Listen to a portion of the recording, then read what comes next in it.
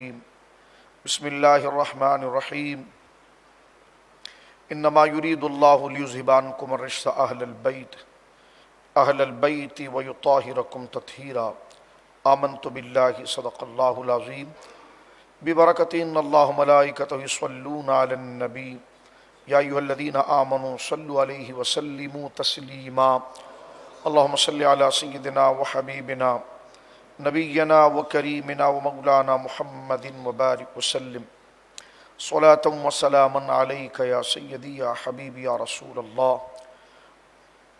کلہم من رسول اللہ ملتمس غرفا من البحر اور رشفا من الدیم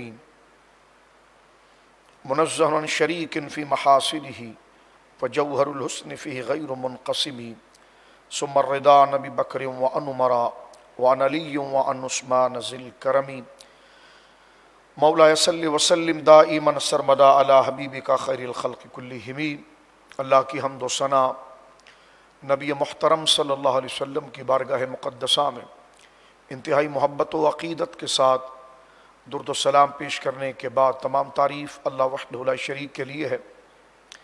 آج کے دن کو مناسبت ہے سیدۃ النساء ھذہ الامہ، سیدۃ النساء اہل الجنہ، خیر النساء سیدہ رضی اللہ تعالی عنہا صلوات اللہ علی ابیہا وعلی بالہا وبنیہا کی ذات گرامی کے ساتھ اہل سنت کی تاریخ کو اگر ہم دیکھتے ہیں تو اس میں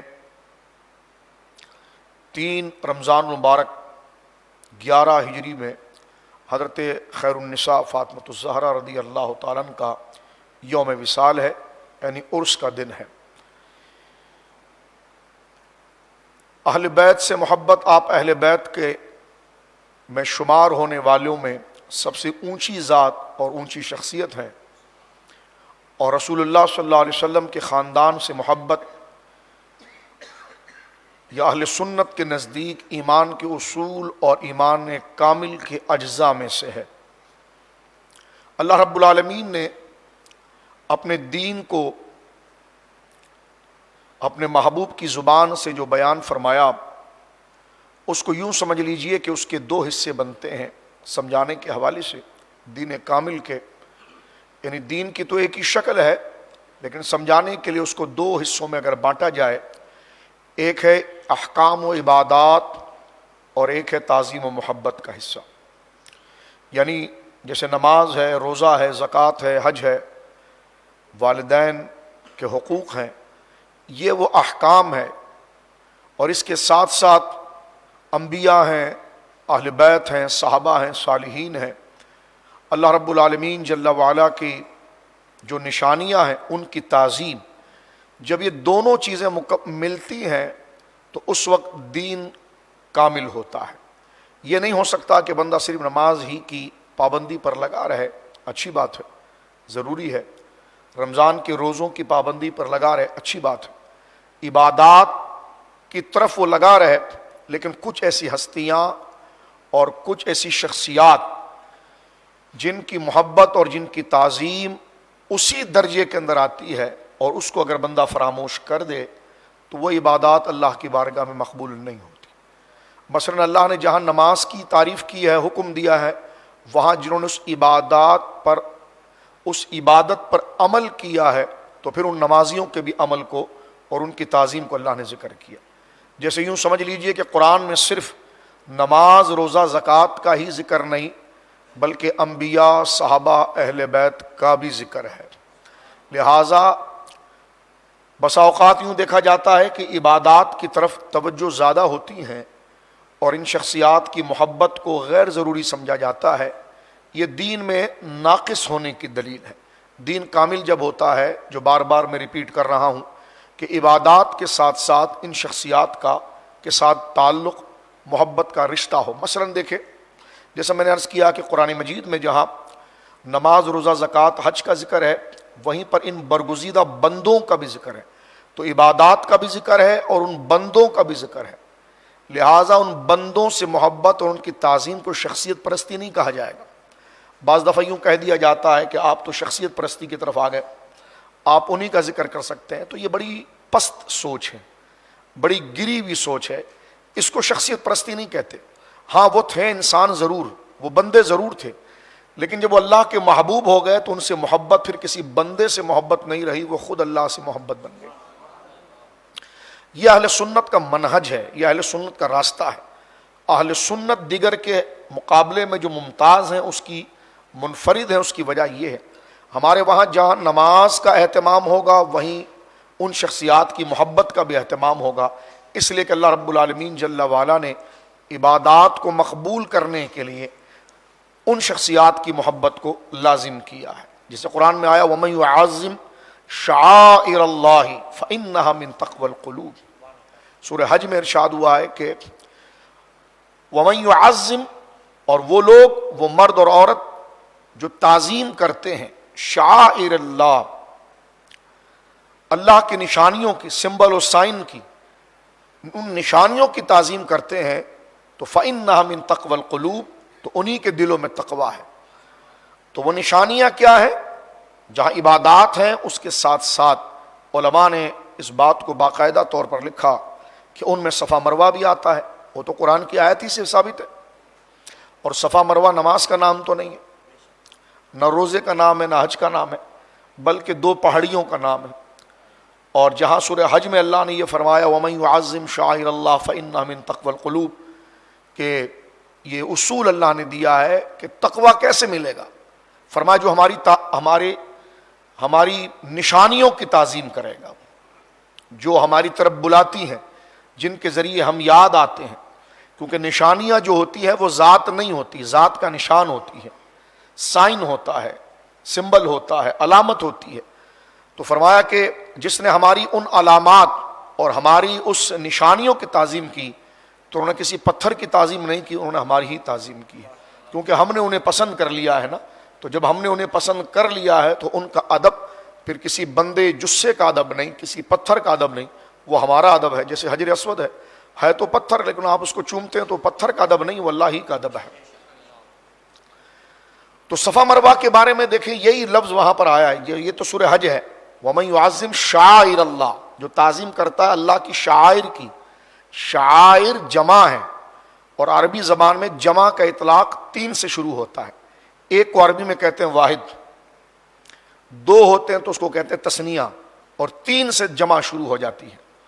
تو شعائر نشانیاں, اس کا واحد ہے شعیرتن, ایک نشانی. شعائر تو پتہ چلا ایک نہیں کئی نشانیاں اللہ کی ہیں, اور اس کی تعظیم کا ہمیں قرآن حکم دے رہا ہے.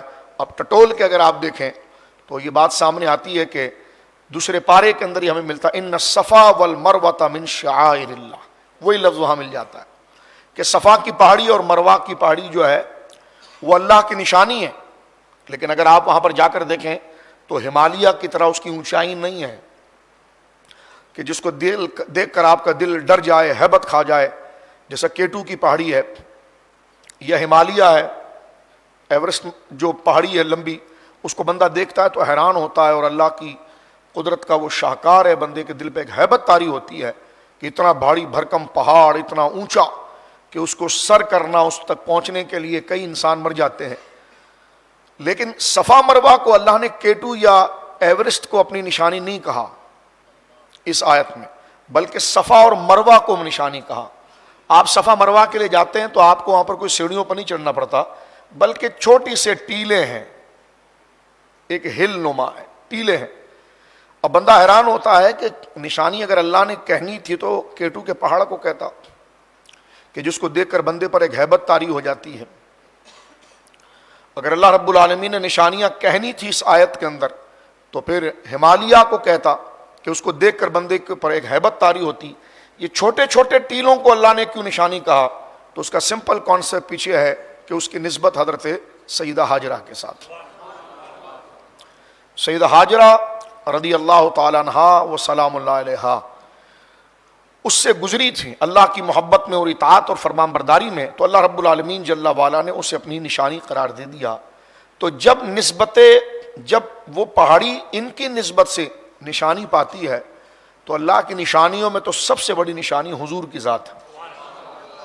قرآن مجید ہے, یہ مساجد ہیں, یہ مدارس ہیں, یہ خانقاہیں ہیں, جہاں سے اللہ کا دین پہچانا جاتا ہے وہ سب اللہ کی نشانی.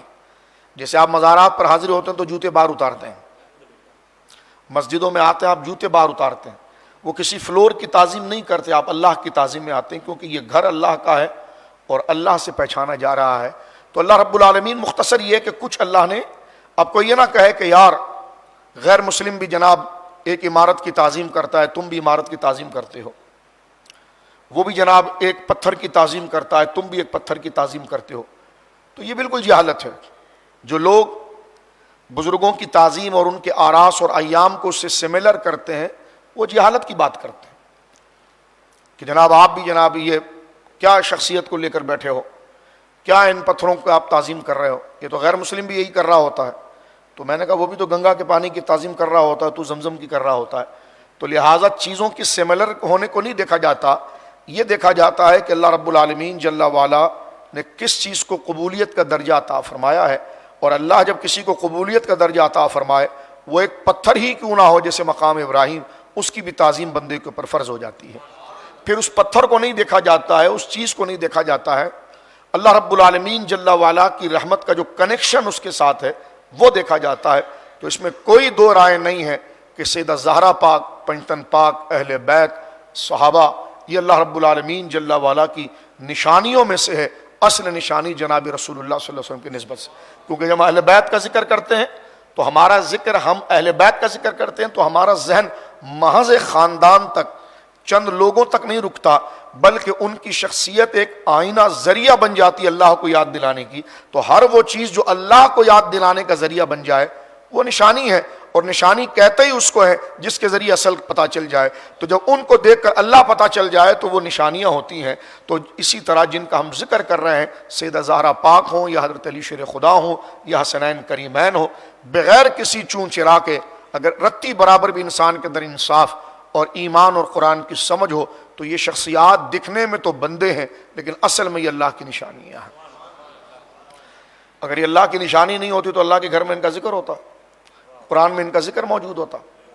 تو یہ قریب لا کر میں بات, کیونکہ لوگ اجنبیت پھیلانے کی کوشش کرتے ہیں. بعض لوگ یہ کہتے ہیں کہ آپ شخصیت پرستی کے اندر پڑ گئے ہیں. تو میں نے کہا دیکھیں نا, اللہ حضور نے خود فرمایا کہ علی رضی اللہ تعالیٰ عنہ, حضرت علی شیر خدا سے متعلق وہ اس کی دلیل بن گیا. اور ایمان کیا مطلب, یعنی ان سے محبت اللہ سے محبت بن گئی اور ان سے ناراضگی اللہ سے ناراضگی. جیسے اولیاء کے بارے میں موجود ہے بخاری شریف کتاب الرقاق میں کہ من عاد لی ولیا فقد آذنت بالحرب, جو میرے کسی ولی سے دشمنی کرتا ہے میں اس کو جنگ کا چیلنج کرتا ہوں. کیا مطلب, میرے ولی سے جو دشمنی کرتا ہے میں اس سے جنگ کرتا ہوں. تو اس کا ترجمہ الٹا کر دیں کہ جو میرے ولی سے محبت کرتا ہے میں اس کی تعریف کرتا ہوں. تو لہٰذا ذکر کو میں اس بات سے اس لیے میں نے شروع کیا ہے کہ اس میں اجنبیت نہ رہے, اور آپ بالکل یہ ذہن بنا کر بیٹھیں کہ یہ جو ذکر ہو رہا ہے یہ سراسر عبادت ہے. عبادت یہ معنی ہے کہ ہم ان کی تعظیم کر رہے ہیں جن کی تعظیم اللہ حکم دیتا ہے. تو لہٰذا اب یہ ان کی بات نہ بنی, اللہ کی مرضی کی بات بنی. تو جب اللہ کی مرضی کے لیے کام ہوتا ہے تو اس کو عبادت ہی کہتے ہیں. مجھے ایک بندہ ایک زمانے میں بڑا تعجب سے کہنے لگا کہ بات وہ غوث پاک کی کر رہا تھا, کہنے لگا غوث اعظم سے محبت جو ہے, آپ کہہ رہے تھے بار بار کہ غوث اعظم سے محبت جو ہے وہ اللہ سے محبت ہے, یہ کیسے ہو سکتا ہے؟ تو میں نے کہا تیرا دماغ اتنا چھوٹا سے ہے اور سوال تو کرتا ہے, پہلے بندہ پڑھے سمجھے پھر سوال کرے نا. جس جناب میں تو سوال کر رہا ہے وہاں ذرا بھی ہلے گا تو اسلام سے نکل جائے گا. اس لیے کہتے ہیں کہ جاہل جری ہوتا ہے. جاہل جو ہوتا ہے وہ انجام کو نہیں جانتا, جو منہ میں آتا ہے بگ دیتا ہے, اور جس کو سمجھ لگ جاتی ہے اس کی زبان بند ہو جاتی ہے. تو جاہل جو ہوتا ہے وہ جری ہوتا ہے. حضور کے بارے میں سوال کرتے ہیں معاذ اللہ, گز بھر کی ان کی کوئی حیثیت نہیں ہوتی ہے. عجیب سا سوال جناب رسول اللہ کی نسبت سے کرتے ہیں, کہنے کہ جناب جو ہے ان ولیوں سے محبت اور اہل بیت سے محبت جو ہے یہ اللہ سے محبت کیسے ہو سکتی ہے؟ تو میں نے کہا تو اپنے باپ سے محبت کرتا ہے؟ کہنے کہ جی کرتا ہوں. میں نے کہا اپنی ماں سے کرتا ہے؟ کہنے کہ ہاں کرتا ہوں. تو کہا وہ اللہ کے مقابلے پر کرتا ہے تو؟ میں نے کہا تو اللہ سے محبت کرتا ہے؟ کہنے کہ ہاں اللہ سے محبت کرتا ہوں. میں نے کہا تو اپنے والد سے محبت کرتا ہے؟ کہنے کہ والد سے. تو میں نے کہا تو دو محبت ہو گئی اور یہ شرک ہے. یہ تو دو محبت ہو گئی, شرک ہے. کہنے لگا نہیں وہ تو اللہ کے کہنے سے کرتا ہوں نا. کہ اللہ نے ان کی تعظیم بیان کی. تو میں نے کہا یہی تو کہہ رہے تھے تیرے کو باپ کی محبت سمجھ میں آئی, تیرے باپ سے بڑا جن کا درجہ اسلام نے رکھا ہے ان کی محبت اللہ کی محبت نہیں ہے اللہ کے کہنے پر. تو یہ خواہ مخواہ کنفیوژن پھیلائی جاتی ہے. تو شک کا دور چل رہا ہے, دجالیت کا دور ہے, ہمیں ان چیزوں سے بھی اپنے ذہن کو ایک گرد کو صاف کرنا چاہیے تاکہ ہم آگے چلیں. آج کا موضوع تو ہمارا ختم نبوت تھا, لیکن یقیناً جو ہے وہ سیدہ زہرا پاک کا یوم مبارک آیا ہے, تو یقیناً یہ موضوع بھی جو ہے وہ ختم نبوت ہی کی دلیل ہے کہ اللہ اکبر, کہ جن کی اولادوں میں اور جن کی امت میں ایسی برگزیدہ شخصیات ہوں, اللہ اکبر. تو مجھے بتائیے کہ جس امت کی اٹھان اتنی ہو, اس امت کو کسی نئے نبی کی کیا ضرورت ہو سکتی ہے. میں نے جس طرح عرض کیا کہ حضور سید عالم صلی اللہ علیہ وسلم کے اہل بیت اور صحابہ سے محبت یہ ایمان کی اصل ہے. کیونکہ سادہ بچے بیٹھے ہیں اس لیے میں بات کو کچھ اس انداز میں بھی کرنا چاہوں گا. صحابی اس کو کہتے ہیں کہ من لقی النبی صلی اللہ علیہ وسلم مؤمنا بہ ومات علی الاسلام. صحابی صحبت سے بنا ہے, یعنی وہ لوگ جنہوں نے حالت ایمان میں حضور کو دیکھا نہیں, ملاقات کی. دیکھنا شرط نہیں, کیونکہ بہت سے ایسے صحابہ ہیں کہ جو بظاہر نہیں دیکھ سکتے تھے جبکہ ان کا دل اور ان کا دل ہماری آنکھوں سے زیادہ روشن تھا. جیسے عبداللہ بن مکتوم, جس کو آپ انگریزی میں بلائنڈ کہتے ہیں یا نابینا کہتے ہیں, بظاہر ان کی آنکھ مبارک نہیں تھی. یہ انسان کے اندر یہ ہوتا ہے. تو اس لیے کہ من لقی النبی صلی اللہ علیہ وسلم ومات, من لقی النبی صلی اللہ علیہ وسلم مؤمنا بہ ومات علی الاسلام. صحابی کی تعریف یہی ہے کہ جس نے حالت ایمان میں حضور علیہ الصلوۃ والسلام سے ملاقات کی اور اسی ایمان کی کنٹینیوٹی پہ وہ رہا اور اس پر اس کا انتقال ہو گیا, وہ ہے صحابی. اسی طرح حضرات اہل بیت کا لفظ قرآن مجید میں کئی جگہ پر استعمال ہوا. خاص طور پر جو لفظ استعمال ہوا جس کو اکثر میں آپ کے سامنے عقیدے کی درستگی کے لیے تشریح کرتا ہوں, وہ سورۃ الاحزاب میں ہے کہ انما یرید اللہ لیذھب عنکم الرجس اہل البیت ویطہرکم تطہیرا, کہ جس کا معنی ہے کہ اللہ رب العالمین جل وعلا اے نبی کے گھر والوں تم سے یہ ارادہ کرتا ہے کہ تم سے ہر قسم کی ناپاکی اور پلیتی کو دور کر دے اور تمہیں اللہ رب العالمین جل وعلا پاک صاف کر دے. تو اس میں آیت میں دیکھیں اہل بیت کا لفظ موجود ہے, انما یرید اللہ لیذھب عنکم الرجس اہل البیت. اہل بیت سے مراد گھر والے یعنی حضور علیہ الصلوۃ والسلام کا جملہ خاندان مبارک, یہ اہل بیت میں ہے. اس کی ترکیب دو چیزوں سے بنتی ہے کہ اہل ہے اور ایک پھر مکمل پڑھتے ہیں اہل بیت. یہ آیت کریمہ یوں تو اگر آپ دیکھیں گے تو ازواج مطہرات کے لیے ذکر کی جا رہی ہیں. حضرت عائشہ صدیقہ رضی اللہ تعالیٰ کا ذکر ہے. اہل سنت کے نزدیک حضور علیہ الصلوۃ والسلام کے گھر کے جتنے شعبے بنتے ہیں, چاہے وہ شعبہ نسب کے حوالے سے ہو, یعنی حضور علیہ الصلوۃ والسلام کے نسبی اولاد ہو جو حضور علیہ الصلوۃ والسلام سے پیدا ہوئی, آپ کی اولاد وہ بھی اہل بیت میں ہے. حضور کے سسرالی رشتے, مصاہرت کے رشتے, یعنی حضور علیہ الصلوۃ والسلام کی ازواج اور بیویاں وہ بھی اہل بیت کے اندر داخل ہو, اور بیت سکنا اور حضور کے جو خاندان کے لوگ ہیں چچزاد وغیرہ صاحبان ایمان اہل سنت, ان تمام کو اہل بیت کے اندر شمار کرتے ہیں. میں اکثر اس بات کو ذکر کرتا ہوں اور ذکر کر کے آگے بڑھ جانا چاہتا ہوں دو لفظوں کے اندر. کچھ لوگوں کو یہ ہوتا ہے کہ اہل بیت کے اندر ازواج داخل نہیں ہوتی. یہ تصور بالکل غلط ہے, اور وہ کہتے ہیں کہ شاید یہ عربی گرامر اور عربی طرز تخاطب کے خلاف ہے. یہ جہالت ہے, اس لیے کہ قرآن کریم فرقان حمید نے ان دونوں کا ذکر, اہل بیت کا اور صرف اہل کا ذکر قرآن مجید میں بیوی کے بارے میں واضح طور پر موجود ہے. اس پر 2 منٹ کی بات کر کے آگے بڑھتے ہیں تاکہ یہ موضوع ہمارے لیے گراس روٹ سے آگے تک جانے کا سبب بن جائے. سورہ طٰہٰ کے اندر موجود ہے کہ جس وقت حضرت موسیٰ علیہ السلام اپنی بیوی سیدہ صفورہ کو لے کر جا رہے تھے تو راستے میں سردی بہت زیادہ تھی. یہ وہ چیز ہے یہ جو بات میں کر رہا ہوں اس میں کوئی اختلاف نہیں, یہ تاریخ کے حقائق ہیں. جیسا آپ اور میں آج کے آج جمعرات ہے, تو اس میں نہیں کہ سنی جمعرات کہہ رہا تو شیعہ آج جمعہ کہہ رہا ہے. یہ جمعرات ہے جی, آج جمعہ, کل جمعہ ہے, پھر ہفتہ ہے. تو جس طرح یہ فیکٹ چیزیں ہوتی جس کا انکار نہیں کرتے, اس کا گروہ اور فرقے سے تعلق نہیں ہوتا ہے, اسی طرح یہ ایسے مسلم واقعات ہیں جس کا گروہ اور فرقوں سے کوئی تعلق نہیں ہوتا. آپ کے ذہن میں سوال یہ تو نہیں ہو سکتا کہ جناب جو ہے آج جمعرات ہے تو شیعہ کہ نہیں آج تو ہمارے وہاں ہفتہ ہے, یا کل جمعہ ہے تو ہم کہیں ہمارے وہاں اتوار ہے. تو جس طرح کچھ مسلمات ہوتے ہیں اس میں گروہ بندی نہیں ہوتی, اسی طرح کچھ تاریخی حقائق ہوتے ہیں اس میں گروہ بندی نہیں ہوتی. اس میں سے یہ واقعات ہیں کیونکہ ڈیٹیل نہیں بتا سکتا، وقت نہیں ہے، تو اس لیے میں نے صرف آپ کے سامنے یہ کانسیپٹ رکھا۔ حضرت موسیٰ علیہ السلام اپنی زوجہ محترمہ کے ساتھ گزر رہے تھے، رات بڑی سخت تھی، تو آپ کو کوہ طور کے اوپر چنگاری نظر آئی تھی۔ تو چنگاری کو دیکھ کر حضرت موسیٰ علیہ السلام نے اپنی اہلیہ سیدہ صفورہ، ابھی تو بچے ہوئے بھی نہیں تھے، اور یہ بھی ایک ڈیبیٹ کا موضوع ہے کہ حضرت موسیٰ علیہ السلام کی اولاد تھی کہ نہیں تھی۔ حضرت ہارون علیہ السلام کی سے متعلق تو اولاد کا ذکر آتا ہے، کیونکہ انہی کے بیٹوں کا نام شبیر و شبر تھا، جن پر حسنین کریمین کا نام رکھا گیا تھا۔ لیکن حضرت موسیٰ علیہ السلام کی اولاد کے حوالے سے، لیکن اب تو اولاد تھی ہی نہیں، ابھی تو شادی ہوئی تھی، اور آپ جا رہے تھے اللہ کے حکم سے، تو سردی بڑی سخت تھی۔ تو حضرت موسیٰ علیہ السلام نے اپنی اہلیہ سے کہا کہ تم ادھر رک جاؤ، وہ اوپر پہاڑ کے اوپر مجھے کچھ آگ نظر آ رہی ہے، تو میں آگ جو ہے وہ لے کر آتا ہوں، تو ہم تھوڑا دیر یہاں پر آگ سے کچھ گرمی حاصل کریں گے، تاپیں گے خود کو، اور جب دن ہوگا تو ہم روانہ ہو جائیں گے۔ تو یہ کنورزیشن، یہ مکالمہ، یہ بات چیت کس انداز میں ہوئی ہے، یہ قرآن ذکر کرتا ہے۔ حضرت موسیٰ علیہ السلام نے کہا قال لأہلہم امکثوا انی آنست نارا، قال مذکر کا صیغہ ہے، کہا حضرت موسیٰ نے لأہلہ، اپنی اہل سے، اب بچے تو تھے نہیں، تو یہاں اہل کا معنی کیا ہے؟ بیوی ہے، تو کوئی دو رائے نہیں تھی، ایک مسئلہ تو یہاں سے کلیئر ہوا۔ اب یہ مکمل ترکیب کو اگر آپ دیکھنا چاہے اہل بیت تو سورہ ہود میں آ جائیں۔ حضرت ابراہیم علیہ السلام کی دو بیویاں تھیں، چھوٹی بیوی کا نام سیدہ ہاجرہ تھا، جن سے حضرت اسماعیل پیدا ہوئے تھے، اور آپ کی بڑی زوجہ جو ہے ان کا نام سیدہ سارہ تھا۔ ان کے گھر اولاد نہیں ہوئی، یہاں تک کہ وہ 90 سال سے بھی اوپر عمر ان کی ہو گئی۔ ان سے پیدا ہوئے تھے حضرت اسحاق علیہ السلام، لیکن حضرت اسماعیل علیہ السلام جو ہے ہمارے نبی پاک صلی اللہ علیہ وسلم کے جد اعلیٰ ہیں، اور حضور ان کے ذریعے حضرت ابراہیم تک پہنچتے ہیں، شجرہ پہنچتا ہے۔ تو حضرت ابراہیم علیہ السلام نے بہت زیادہ اللہ کے حضور دعا کی اپنی اولاد کے لیے، اور اللہ نے اس دعا کو قبول کیا، اور سورہ ہود کے اندر موجود ہے کہ اللہ رب العالمین نے پھر فرشتوں کو بھیجا، اور حضرت ابراہیم علیہ السلام اپنے گھر کے دروازے سے باہر کھڑے تھے، اور دروازے کی آڑ میں آپ کی اہلیہ سیدہ سارہ کھڑی تھی۔ اس ماحول کو دیکھ کر سنیں گے تو آپ کو بڑی لذت آئی۔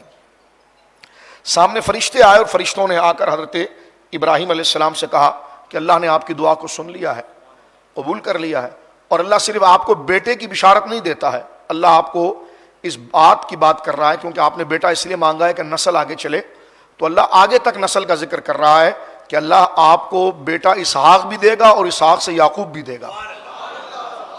ابھی نہ اسحاق پیدا ہوئے نہ یعقوب پیدا ہوا، لیکن اللہ رب العالمین نے بیٹا ہی نہیں بلکہ آگے پوتے تک کی بشارت عطا فرما دی، اور آپ کو خوش کر دیا کہ آپ کی نسل آگے چلے گی، سارہ سے بھی چلیں گی اور اس ہاجرہ سے بھی چلیں گی رضی اللہ تعالی عنہن۔ تو فرمایا کہ ہم نے آپ کو بشارت دی آپ کے بیٹے اسحاق کی، اور آگے ان کا بیٹا جو ہے وہ یعقوب۔ تو دروازے کے پیچھے جو ہے کھڑی ہوئی تھی سیدہ سارہ، وہ ہنسی، قرآن کہتا ہے، اور انہوں نے ہنس کے کہا یہ کیسے ہو سکتا ہے، میں تو بوڑھی ہو چکی ہوں، وَهَذَا بَعْلِي شَيْخًا، اور یہ میرے بعل یعنی شوہر جو ہیں شیخہ، یہ بوڑھے ہو چکے ہیں، تو اس بڑھاپے میں بھلا کسی کی اولاد ہوتی ہے؟ میرے شوہر 100 سال کے قریب ہو رہے ہیں، اور میری عمر جو ہے وہ 90 سال سے اوپر جا رہی ہے، تو اتنے بڑھاپے کے اندر اولاد کیسے ہو سکتی ہے؟ اور انا عجوز، میں بوڑھی ہو چکی ہوں، وَهَذَا بَعْلِي شَيْخًا، اور میرا جو یہ شوہر ہے یہ بھی بوڑھے ہو چکے ہیں، تو یہ کیسے ہو سکتی ہے؟ اب یہ بات آپ نے تعجب میں کی، ادھر سے فرشتوں نے پھر حضرت سیدہ سے خطاب کرتے ہوئے یہ بات اللہ رب العالمین جل وعلا نے ذکر فرمایا کہ فرشتوں نے کیا کہا۔ تو یہ قرآن ذکر کرتا ہے سورہ ہود میں آیت نمبر 73 میں، قالو، فرشتوں کی پوری جماعت ہے نا، قالا قالا قالو، آپ گردان پڑھتے ہیں نا، قالا قالا قالو قالت، تو یہ جمع کا صیغہ، قالو، کہا ان سارے فرشتوں نے، اتعجبینا، مؤنث کا صیغہ، اتعجبینا، آپ تعجب کر رہی ہیں، قالوا اتعجبین من امر اللہ، آپ اللہ کی قدرت پر تعجب کر رہی ہیں کہ ان بڑھاپے میں اللہ اولاد نہیں دے سکتا، آپ تعجب کر رہی ہیں؟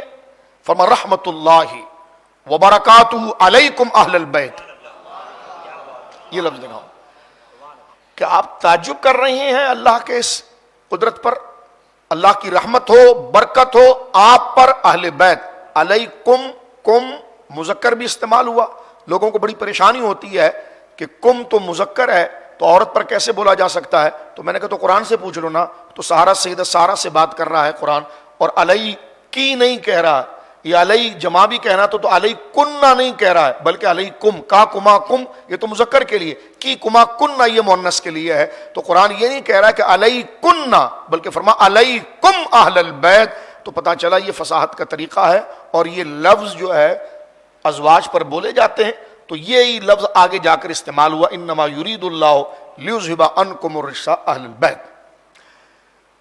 تو قرآن کریم نے یہاں پر اہل بیت سے تو ازواج مراد لیا، اور حدیث کے اندر یہ ہے کہ سرکار دو عالم صلی اللہ علیہ وسلم نے اپنی رضا، اپنی چادر مبارکہ کے اندر سیدہ زہرا پاک، امام حسن مجتبی، امام حسین مجتبی اور مولا کائنات شیر خدا رضی اللہ تعالیٰ عنہ اجمعین کو لیا اور چادر میں لے کر فرما اللہم ہؤلاء اہل بیتی، اے اللہ یہ بھی میرے اہل بیت ہیں. تو لہذا اہل سنت قرآن میں جن کا ذکر ہے ان کو بھی اہل بیت مانتا ہے، اور احادیث میں جن کا ذکر ہے اہل بیت مانتا ہے. ہمارے لیے کوئی پریشانی نہیں ہے، ہم حضور کی نسبت سے حضور کے ہر خاندان کے فرد کو اہل بیت مانتے ہیں.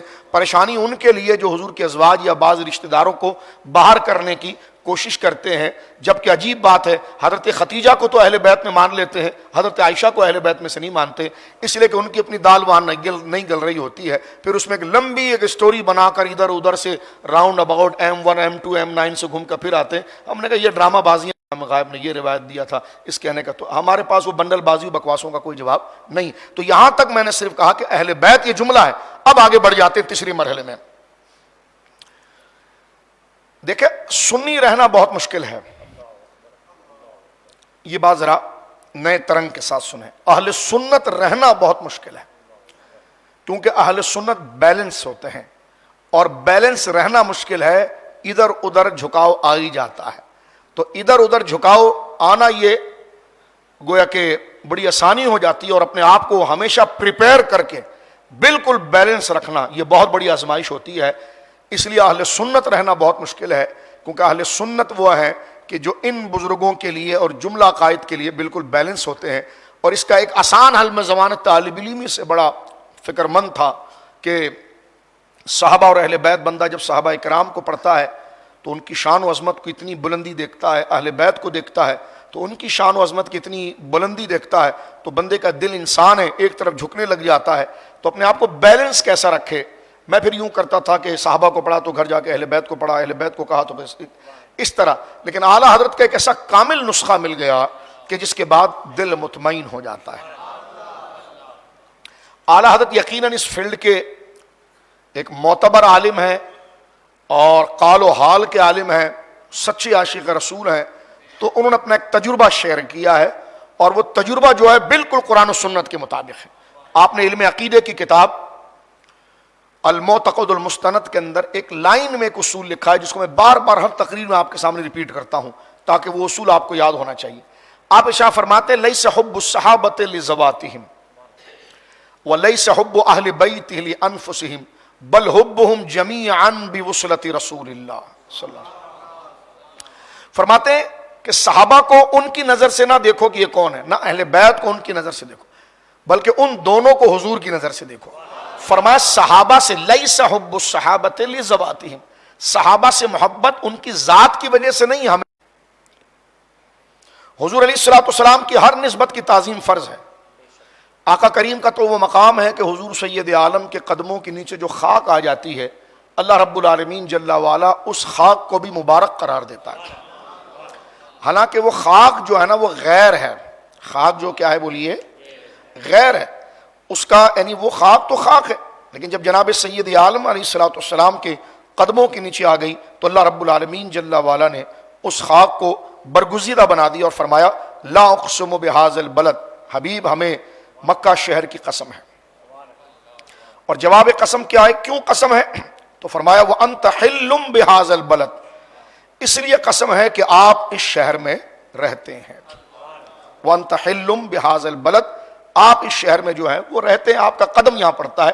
اس کی تعبیر ایک اعلیٰ حضرت نے بھی نقل کی ہے تجلی الیقین کے اندر بحوالہ علامہ قسطلانی المواہب سے، کہ حضرت فاروق اعظم نے اس کا ترجمہ یوں کیا تھا کہ قد بلغ من فضیلتک عند اللہ تعالی ان اقسم بتراب قدمیک، کہ یا رسول اللہ آپ کی عظمت صلی اللہ علیہ وسلم، آپ کی عظمت اللہ کی بارگاہ میں اتنی بڑی ہوئی ہے کہ آپ کے پاؤں کے نیچے لگنے والی مٹی کی قسم بھی خدا یاد کرتا ہے.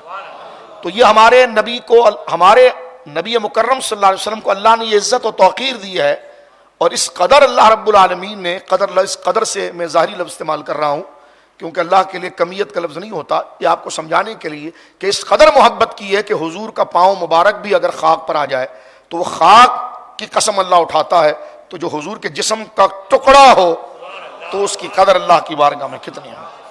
الفاطمہ تو بدعت۔ اس کے ساتھ میں یہاں پر آج سیدہ زہرا پاک کی برکت سے ایک مسئلہ یہاں پر چھیڑنا چاہتا ہوں حضور کی قبر شریف کا۔ اس کو ہم ذکر کرتے ہیں، لیکن میں نے چند نابالغ قسم کے حادثاتی ٹیسٹ ٹیوب بیبی قسم کے فیس بک کے اور یوٹیوب کے کچھ لوگوں کو دیکھا ہے کہ وہ اس چیز کو سمجھتے ہیں کہ یہ اہل سنت کی خانہ زاد گھر کی پیداوار ہے، کہ جب ہم یہ کہتے ہیں کہ حضور علیہ الصلوۃ والسلام کی قبر شریف جہاں حضور کا بدن مبارک آرام فرما رہا ہے وہ جگہ عرش کرسی سے بھی اعلیٰ ہے، تو وہ یہ کہتے ہیں کہ جناب یہ تو بہت اچنبے کی بات ہے، یہ کس نے لکھی، فلاں لکھی ہے۔ تو میں نے کہا کچھ پڑھنا بکواس کرنے سے پہلے دیکھا کر، جب لوگ یہ بات کرتے ہیں تو کسی وجہ سے کرتے ہیں۔ ایک سوال تو یہ تھا کہ حضور علیہ الصلوۃ والسلام کی قبر شریف کی نیت کر کے سفر نہیں کرنا چاہیے، یہ بھی آج کل بڑا بائیں بائیں ہو رہا ہے۔ میں نے 2-3 ٹی وی کے پروگراموں میں بھی اس کو کیا، آج فیس بک پر بھی تھوڑا سا لگا ہے، اور حافظ طاہر کے وہاں تو میں نے حافظ طاہر صاحب کے وہاں اس کو ڈیٹیل سے بیان کیا ہے۔ انشاءاللہ قرآن کی آیتیں آگے آئیں گی تو وہاں پر بھی ہم ذکر کریں گے کہ وہ جو حدیث ہے کہ 3 مسجدوں کے پلکوں کے یعنی کچھ نکات کے ساتھ بتایا ہے کہ یہ نہیں ایسا، بلکہ اس کا حکم قرآن و سنت کے اندر موجود ہے، اس میں کوئی حرج نہیں ہے۔ جب تم اپنے ملاؤں سے ادھر ادھر دوسرے صوبے کے اندر اپنے ملاؤں کی زیارت کے لیے، نابیناؤں کی زیارت کے لیے پہنچتے ہو تو جناب جب تمہارا سفر اس 3 مسجدوں کے علاوہ ان کے لیے ہو سکتا ہے، اپنے ملاؤں کے لیے، تو چمک تجھ سے پاتے ہیں سب پانے والے۔ تو حضور کا ناز مبارک اور آپ سے ملاقات کی نیت سے بندہ پاکستان، ہندوستان کہیں سے سفر کیوں نہیں کر سکتا ہے؟ تو یہ سوال کر کے تم اپنی بے عزتی کرواؤ گے، تو لہٰذا اس کو رہنے دو۔ اب آپ یہاں پر آئیے کہ میں نے یہ عرض کیا آپ کے سامنے، اس پہ مسکرائیں بھی اور ضرورت بھی دیکھیں۔ آپ کہتے ہیں یہ فلاں یوٹیوبر نیا فلانا وہ آ گیا اس نے بکواس کی ہے۔ ہم نے کہا ہم بوڑھے ہو گئے ہیں، اسی مسجد سے 19-30 سال سے اس کی جوابات دیتے ہیں، لیکن ہمارے یہاں کے کچھ جو حادثاتی درس سننے والے ہوتے ہیں وہ کہتے ہیں شاہ صاحب آپ کو اس موضوع کے علاوہ کچھ موضوع نہیں آتا ہے۔ ایک بدتمیز مجھے آ کے کہا آپ کو حضور کے علم کے علاوہ کچھ نہیں آتا ہے؟ حضور کا علم بیان آج میں دیکھ رہا ہوں وہ پتہ نہیں کس چکر کے اندر جعلی پلاٹ بیچ رہا ہے۔ میں نے کہا تیری وہ نحوست ہے کہ تو نے علم کی قدر کو اس طرح گرایا، ٹھیک ہے نا، تو تم ایسے ظاہری واعظین کے پیچھے پھرتے رہو جن کا کوئی دین مذہب نہ ہو۔ ہم نے تو یہی کہا ہے جس طرح ہم نے ہمارے اکابر نے غیرت کے ساتھ عقیدے کو بیان کیا ہے، اس سے ہٹ کر آپ کتنا بھی زور ڈالو ہماری وہ عادت ہی نہیں ہے، ہم اسی چیز کو بیان کریں گے جو عقائد و نظریات کے اندر ہم نے اپنے اسلاف سے اس ترنگ، کیونکہ سب سے زیادہ دانا وہ تھے اور سمجھدار وہ تھے۔ تو آج جو یہ حادثاتی یوٹیوبر آ جاتے ہیں، آپ پریشان ہو جاتے ہیں، تو اپنے علماء کو سنیں نا۔ اس وقت تو ہماری آدھی آنکھیں بند ہوتی ہیں، ٹائم کب ختم ہوگا، اور 2 منٹ کا ایک تھم نیل آ جاتا ہے، ہو اس نے حضرت معاویہ کے بارے میں، حضرت ابوبکر کے بارے میں کہہ دیا، وہ کہہ رہا بابے ایسے ہوتے ہیں۔ تو تم نے کبھی ٹک کر 11ویں شریف پر اپنے علماء کی تقریر سنی ہے؟ تو پہلے اپنے علماء کو سنو نا کہ وہ حادثاتی ٹیوب بیبی نہ جانے کس کا نطفہ ہے، کیا ہے، خلاف بول کا جناب وہ مشہور ہو رہا ہے۔ تو جو علماء تمہیں مسجد میں بٹھا کر سارا دن سناتے ہیں وہ توجہ نہیں ہوتی تو پھر کیا کیا جائے؟ تو اس پر ذرا غور کریں۔ یہ میں نے آپ کو ڈانٹا نہیں ہے، یہ صرف میں اپنے آپ کو بھی اس میں شامل کر کے کہہ رہا ہوں کہ یہ دجالیت کا دور ہے، یہ بیسک ہمیں ہمیشہ یاد رکھنی پڑے گی، ورنہ ہر 5 سال کے بعد ایک شیطان پیدا ہوتا ہے، شور مچاتا ہے، پھر وہ غرق ہو جاتا ہے، کتنے لوگ اس کے ساتھ چلے جاتے ہیں۔ اہل سنت کا کچھ بھی نہیں ہوتا۔ ہاں میں نے اپنی زندگی میں کئی شیاطین کو اٹھتا ہوا دیکھا ہے اہل سنت کے خلاف، اپنے اندر، ہمارے اندر بھی اور باہر بھی ایسے فتنے آئے۔ پہلے وہ بلیغ الدین خبیث تھا، پھر پنانا تھا، پھر طارق جمیل تھا، بنانا ڈھمکانا تھا۔ اس ٹائم پر ہم طارق جمیل کا رد کرتے، لوگ کہتے ہیں یہی ہمارے دراجی کے لوگ، کیا شاہ صاحب کیا بات کر رہے ہو، کیا بات کر رہے ہو؟ آج دیکھو ذلیل ہوا، سب ختم ہو گیا، شاہ صاحب بھی وہی ہیں، مسئلہ کی حالت بھی۔ تو غور کیا کرو، جا سمجھنے کی کوشش کرو۔ ایک بندہ امام حسین پاک کو پاگل کہہ رہا ہے، طارق جمیل نے جملہ نہیں کہا تھا؟ اور جب ہم اس بات کو کہہ رہے تھے تو ان کو اپنے دوست، بیپاری دوست یاد آ رہے تھے۔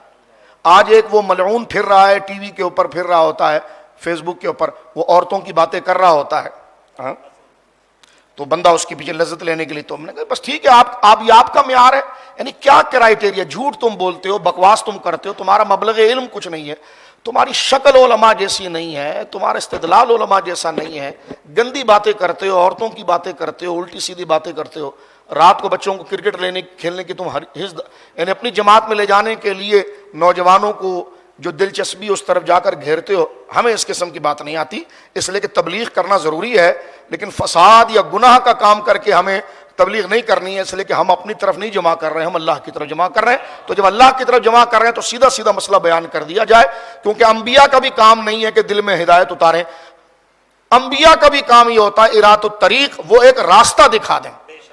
تو یہ میں کوئی ڈانٹ نہیں رہا، نق طنز کر رہا ہوں، اس دکھ کو بیان کر رہا ہوں کہ آپ پھر کسی کا کلپ سن کر پریشان ہو جاتے ہیں کہ فلانے نے کہا، تو اپنا موضوع ایک دفعہ ٹک کر سنیے۔ یہ جو میں پیچھے سے ڈیٹیل سے ادھر ہی گھوم رہا ہوں، ابھی تک میں سیدھا زہرا پاک کی بارگاہ میں مکمل طور پر حاضری نہیں پیش کر پایا، اس کی وجہ کہ یہ گھوم اس لیے رہا ہوں کہ اس اصول کو سمجھو گے تو بے شمار فتنوں سے بچو گے۔ چاہتا تو ڈائریکٹ تقریر شروع کر دیتا۔ اب آئیے یہاں پر جو چوتھے مرحلے میں ہم بات کر کے آخری مرحلہ پھر سیدھا زہرا پاک کی بارگاہ میں حاضری پیش کریں گے، تاکہ پورا پریپئر طور پر ہم میچیور ہو جائیں اس بارگاہ کو سمجھنے کے لیے، اس کے اصول کے ساتھ۔ سیدھا بات کرنا 5 منٹ میں کر کے بندہ نکل جائے، لیکن اپنے ضمیر کو بھی معاف نہ کر پائے کہ جناب بیسک ہی نہیں بتائی، اس کا لنک ہی نہیں بتایا، اس کا سورس ہی نہیں بتایا، اس کا کنیکشن ہی نہیں بتایا۔ تو چوتھی بات یہ ہے کہ حضور سید عالم کی نسبت اللہ کی بارگاہ میں بڑی قدر رکھتی ہے۔ جیسے میں نے ایک بات آپ کے سامنے بھی پیش کی ہے کہ مکہ کی عظمت کو، جہاں پر خانہ کعبہ بھی ہے، صفا مروہ بھی ہے، سب کچھ ہے، لیکن اللہ نے اس وجہ سے اس شہر کی قسم نہیں اٹھائی، بلکہ جواب قسم آگے اللہ نے خود ذکر کر دیا، وَأَنْتَ حِلٌّ بِهَٰذَا الْبَلَدِ، حبیب آپ وہاں پر ہوتے ہیں اس لیے قسم ہے۔ آپ قرآن میں بتا دیے، فرما دیا ہو کہ مکہ وہاں پر اس لیے قسم ہے، کعبہ وہاں اس لیے قسم ہے، حجر اسود وہاں ہے، نہیں، مانا کہ وہ تمام چیزیں لائق عزت و تعظیم و شاعر ہیں، لیکن اس آیت میں اللہ رب العالمین نے تو یہاں سے قاعدہ یہ پتا چلا کہ نسبت رسول مکرم صلی اللہ علیہ وسلم کی عظمت اللہ کی بارگاہ میں اتنی عظیم ہے۔ سرکار دو عالم صلی اللہ علیہ وسلم نے مسجد اقصیٰ کی طرف مدینے میں 16 مہینے تک چہرہ کر کے نماز پڑھی، لیکن جس دن حضور نے چہرہ پھیر دیا تو وہاں پر چہرہ کرنا کوئی عبادت نہیں رہا، پتہ چلا عبادت خدا کی ہے، اور جہاں محبوب کرے گا چہرہ وہی جگہ انتخاب اور عزت کے لائق ہے۔ ابھی آپ جائیے بیت المقدس کی طرف منہ کر کے نماز پڑھیے، کوئی عبادت نہیں بنے گی، کیونکہ اب محبوب نے توجہ ادھر کر لی ہے۔ تو اب آپ دیکھیں، اب یہاں سے میں کچھ حوالہ جات پیش کرنا چاہتا ہوں اس نسبت پر کہ حضور کی قبر شریف کے حوالے سے، کہ سرکار کا بدن مبارک جہاں تشریف فرما ہے، وہ زمین جو ہے وہ پہلے سے معزز نہیں تھی، ایک ظاہراً سمجھیں آپ، حضور کا بدن مبارک وہاں لگا تو معزز ہوئی۔ یا مزید ادب سے اگر آپ کہنا چاہتے ہیں تو سرکار کی خاک مبارک وہاں سے لے کر حضور کو تیار کیا گیا، اس لیے وہ زمین معتبر ہوئی۔ اس کو ذرا اور احتیاط سے اگر آپ دیکھ لیں، اب یہ کوئی گھڑا ہوا عقیدہ نہیں ہے، بلکہ میں سب سے پہلے یہاں پر چند عبارات ہی پیش کر دیتا ہوں تاکہ یہ درس قرآن کے اندر ایک ریکارڈ کا حصہ بن جائے کہ کن کن علماء نے اس کو نقل کیا۔ قاضی اعظ علیہ رحمت 544 ہجری کے یہ محدث ہے، یہ 1445 چل رہا ہے، 544 ہجری کے یہ محدث ہے وہ، اور مالکی ہے، اور یہ ایسا مسئلہ ہے کہ حضور کی قبر شریف جہاں حضور کا بدن مبارک آج تشریف فرما ہے، اور جتنے زمین پر آپ کا بدن آیا ہے، آسمان، زمین، لوح محفوظ، کرسی، ہر چیز سے زیادہ وہ جگہ فضیلت والی ہو گئی جہاں حضور کا بدن مبارک ہے۔ اس بات کو بیان کرتے ہوئے میں ہاتھ نیچے بھی نہیں کر سکتا، بلکہ اوپر کر کے کہوں گا جہاں حضور کا بدن مبارک تشریف فرما ہے۔ اور اس کے بارے میں امام مالک کیا کہتے ہیں، اس میں مالکی، حنفی، شافعی، حنبلی، یہ چاروں ائمہ لکھ رہے ہیں، اور تم کہہ رہے ہیں کوئی ایسا عام مسئلہ ہے، اس میں کسی امام کا اختلاف نہیں ہے۔ 544 ہجری قاضی اعظ علیہ رحمت ہے، آپ فرماتے اجمعوا علی ان موضع قبرہ علیہ السلام افضل ببقاع الارض، یہ امام مالک یہ قاضی اعظ لکھ رہے ہیں، فرمایا اجماع ہے علماء کا، کیا لکھ رہے ہیں؟ اجماع ہے علماء کا، اجمعوا علی ان موضع قبرہ علیہ السلام، اس بات پر اجماع ہے کہ وہ جگہ جو حضور علیہ الصلوۃ والسلام کی قبر شریف ہے، افضل، سب سے زیادہ افضل ہے، ببقاع الارض، زمین کے ہر خطے سے۔ یہ حوالہ قاضی، اب ذرا ڈیٹیل سے سنیے، یہ حوالہ قاضی اعظ علیہ رحمت کی کتاب میں بھی ہے، مسلم شریف کی شرح جنہوں نے کی ہے اور جو بڑی معتبر ہے اور ہمارے مدرسوں میں پڑھائی جاتی ہے، امام شرف الدین نووی علیہ رحمت کی، میں نے یہ عبارت وہاں سے پڑھی ہے، شرح مسلم میرے سامنے ہے امام نووی کی، جنہوں نے مسلم شریف کے ابواب باندھے ہیں اور شافعی ہیں، کٹر شافعی بزرگ ہیں، اور یہ حوالہ جن کا لار ہے وہ قاضی اعظم ہے، وہ مالکی ہیں، اور یہ شرح مسلم کے اندر کتاب الحج میں یہ حوالہ حضرت امام نووی کا ہے، وہ فرماتے اجمعوا علی ان موضع قبر علیہ السلام افضل بقاع الارض، حضور کی قبر شریف کی زمین کا مقام جو ہے وہ روئے زمین میں سب سے زیادہ افضل جگہ وہ ہے جہاں حضور کا بدن مبارک ہے۔ یہ قاضی اعظم کا حوالہ ہے جو شفا کے اندر بھی موجود ہے، لیکن میں نے جو پڑھا ہے وہ شرح امام نووی پڑھا ہے، اور امام نووی وہ ہے جو ہمارے مدارس میں اس وقت ریاض الصالحین جو حدیث کی کتاب ہے نا، ریاض الصالحین 40 نبوی، یہ انہوں نے لکھی ہے، اور مسلم شریف کا جو حاشیہ ہے۔ اب ذرا کچھ قیمتی باتیں مزید سنیں۔ امام ابن عساکر جنہوں نے تاریخ دمشق لکھی ہے، تقریباً 100 جلدوں پر وہ ایک لمبی طویل کتاب ہے تاریخ دمشق، انہوں نے زیارات پر ایک کتاب نقل فرمائی ہے، اور وہ ہے اتحاف الزائر۔ اس میں وہ لکھتے کیا ہیں، فرماتے ولا خلافہ، اس میں کوئی اختلاف ہی نہیں ہے۔ امام عساکر لکھتے ہیں ولا خلافہ، اس میں کوئی اختلاف نہیں ہے کہ ان موضع الذی ضم اعضاء المصطفیٰ المقدسۃ المشرفہ، فرمایا اس میں کوئی اختلاف نہیں۔ تو اختلاف کر رہا ہے، تیرا علم ہی کچھ نہیں ہے۔ جو محدثین علماء وہ کہہ رہے ہیں ولا خلافہ، اس میں کوئی اختلاف نہیں ہے۔ قاضی اعظم لکھ رہے ہیں اجماع ہے، اور حضرت صاحب ابن عساکر لکھ رہے ہیں صاحب تاریخ دمشق، وہ کہہ رہے ہیں ولا خلاف، اس میں کوئی اختلاف نہیں ہے کہ ان موضع، کہ بے شک وہ جگہ، الذی وہ جگہ، ضم لگا ہوا ہے، اعضاء المصطفیٰ المقدسہ المشرفہ، حضور کا مقدس اور مشرف بدن جس زمین سے لگا ہوا ہے، افضل ببقاء الارض علی الاطلاق، وہ علی الاطلاق ساری زمین پر بنی ہوئی عمارتوں اور مقدس جگہوں سے افضل ہے۔ تو کعبہ زمین پر ہے آسمان پر ہے؟ تو یہاں پر یہ دوسرا حوالہ یہاں پر، اور علی الاطلاق، یہ علی الاطلاق سے صدیق اکبر کی افضلیت علی الاطلاق کو بھی سمجھ لینا چاہیے پھر، یعنی جزوی فضیلتیں کہیں کہیں پر ہوگی، لیکن بات جب افضلیت اور علی الاطلاق کی آئے گی تو یہ سمجھنے کے لیے ایک بڑی پیاری بات۔ اچھا، تیسرا حوالہ فتاوی شامی، فتاوی شامی جسے ہم کہتے ہیں، اس کتاب کا اصل میں نام ہے رد المحتار، حلوے والی ہا کے ساتھ، اور رد المحتار جو ہے یہ تشریح ہے اوپر علامہ حسکفی کی در مختار، وہ خا کے ساتھ ہے، در مختار کی شرح رد المحتار۔ رد المحتار کو ہم فتاوی شامی کہتے ہیں، اس کا جو متن ہے وہ ہے در مختار، اور در مختار کا جو متن ہے وہ تنویر الابصار ہے۔ تنویر الابصار کی شرح در مختار ہے، در مختار کی شرح فتاوی شامی جس کو رد المحتار کہتے ہیں۔ اب میں پڑھ رہا ہوں در مختار کو، شامی کا جو متن ہے اس میں کیا ہے، الا ما ضم اعضاء علیہ السلام فانہ افضل مطلقا حتی من الکعبۃ والعرش والکرسی وزیارت قبرہ مندوبۃ۔ آپ فرماتے ہیں، یہ بھی علامہ شامی نے بھی حاشیے میں اس کو قبول کیا ہے، فرمایا حضور کا بدن مبارک جہاں لگا ہوا ہے وہ مطلقاً افضل ہے کعبے سے، عرش سے، کرسی سے۔ تین حوالے آپ، یعنی حنفیوں کا بھی حوالہ آپ کے سامنے میں نے ذکر کر دیا۔ اسی طرح اگر آپ المواہب میں آ جائیں گے تو علامہ قسطلانی رحمۃ اللہ علیہ جو شارح بخاری ہیں، طویل بحث انہوں نے بھی کی ہے۔ اسی طرح اس کی شرح کے اندر علامہ شہاب الدین خفاجی نے بھی اسی چیز کو قبول کر کے عرش و کرسی والی بات کی ہے۔ اسی طرح اگر آپ دیکھیں اجماع کی بات تو حضرت قاضی اعظم رحمۃ اللہ علیہ جو ہیں وہ 544 ہجری کے ہیں، لیکن ان کے اوپر جن کا قول قاضی اعظم لے کر آئے ہیں وہ ہیں 494 ہجری کے عظیم محدث اور عالم علامہ ابو الولید باجی، جن کو علامہ باجی علیہ رحمت کہتے ہیں، اور وہ ہیں 494 ہجری کے۔ انہوں نے بھی یہ قول کیا ہے کہ حضور کا بدن مبارک جہاں تشریف فرما ہے وہ جگہ لوح، کرسی اور تمام سے افضل ہے۔ یعنی یہ بات کہاں کی ہو رہی ہے، اور اس کو حضرت قاضی اعظم نے جو اجماع کا قول کیا ہے اس کو وہاں سے لے کر آئے، اور پھر قاضی اعظم کا وصال تو 544 میں ہوا ہے، علامہ ابو الولید باجی جو ہیں وہ 494 کے ہیں، اور ابن عقیل 513 کے ہیں۔ یہ دو الگ ان سے پہلے کے بزرگ ہیں جنہوں نے اجماع کا قول کیا ہے۔ بات یہیں پر ایک حوالے پر ختم کر کے سادہ سیدہ زہرا پاک کی بارگاہ میں ہم جا رہے ہیں، اور وہ سوال یہ بن رہا ہے، کہا جاتا ہے کہ جی اگر حضور کا روضہ مبارک جو ہے وہ کعبے سے افضل ہے تو اب علمی استدلال دیکھیے، تو پھر حضور کی قبر شریف کا طواف کیوں نہیں ہوتا؟ اور سمجھ رہے ہیں ہم نے بہت بڑا اعتراض لے کر آئے ہیں، کہتے ہیں جب حضور علیہ الصلوۃ والسلام کی قبر شریف کا مقام جو ہے وہ کعبہ سے بھی افضل ہے.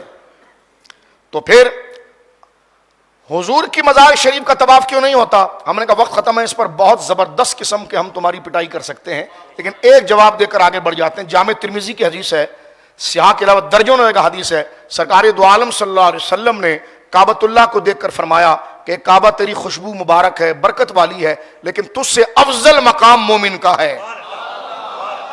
تو اب آپ بتا تو پھر کیا کسی مومن کا طواف کرنا شروع کر دیں؟ کسی سمپل بات ہے نا، لاجیکل. مومن کا طواف کرنا شروع کر دیں تو پتا چلا کہ طواف کی عبادت کو وہاں پر خاص کیا گیا ہے، لیکن اس سے یہ مراد نہیں ہے کہ ان کی افضلیت پر حرف آ جائے اور تو وہاں قیاس مال فارغ کر لے. تو یہاں پر جو حضور کا کلمہ پڑھتا ہے اور حضور کا غلام ہے، جو حضور کا کلمہ پڑھ کر خدا کے قریب ہوتا ہے، اس کی حرمت کعبہ سے بڑھ جاتی ہے. تو چمک تجھ سے پاتے ہیں سب پانے والے. تو ذات مصطفیٰ کریم صلی اللہ علیہ وسلم کی بلندی کیا ہوگی. کاش تو کلمہ پڑھنے کے ساتھ ساتھ ان کے احسان کو بھی یاد رکھے گا. تو یہ مشکل تجھے گھنٹوں میں سمجھانے کی نہیں، یہ بغیر سمجھ میں آ جانے والی بات ہے. عشق ہوتا ہے تو خود ساری باتیں سمجھ میں آ جاتی ہیں. تو اب آئیے زہرا پاک کی بارگاہ مقدسہ کے اندر. تو اب اندازہ لگائیے کہ سیدہ زہرا پاک رضی اللہ تعالیٰ کا مرتبہ مقام، کہ سرکار کا بدن مبارک جس جگہ پر لگا ہے وہ جگہ اتنی عظمت کی باعث ہے.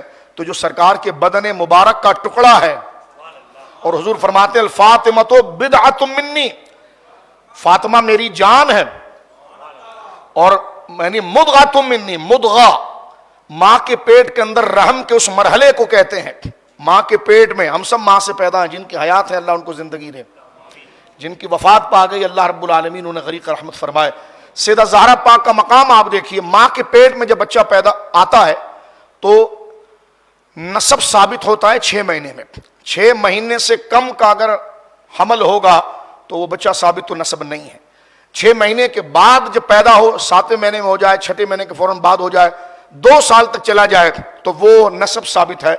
تو 4 مہینہ جو بیچ میں آتا ہے، عموماً بچے کی ولادت 8 مہینے یا 9 مہینے میں ہو جاتی ہے، لیکن جو 4 مہینہ بچے کو ماں کے پیٹ میں ہوتے ہیں تو اس وقت اس نطفے کی جو کنڈیشن ہوتی ہے اس کو کہا جاتا ہے مدغہ، ضاد کے ساتھ مدغہ.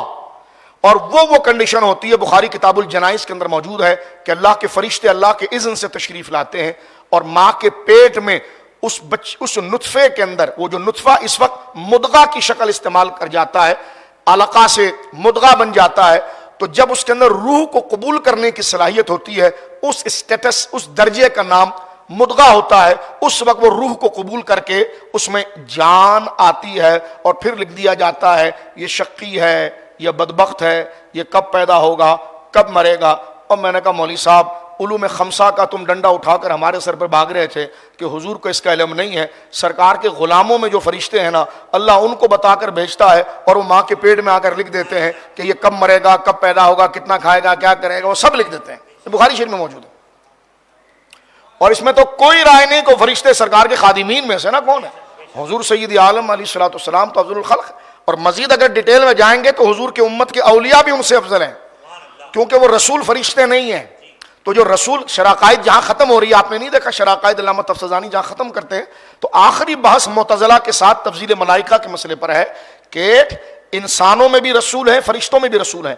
تو جو انسانوں میں رسول ہے وہ فرشتوں کے رسولوں سے افضل ہے، لیکن جو فرشتوں میں رسول ہے وہ انسانوں میں غیر رسول متقیوں سے افضل ہے.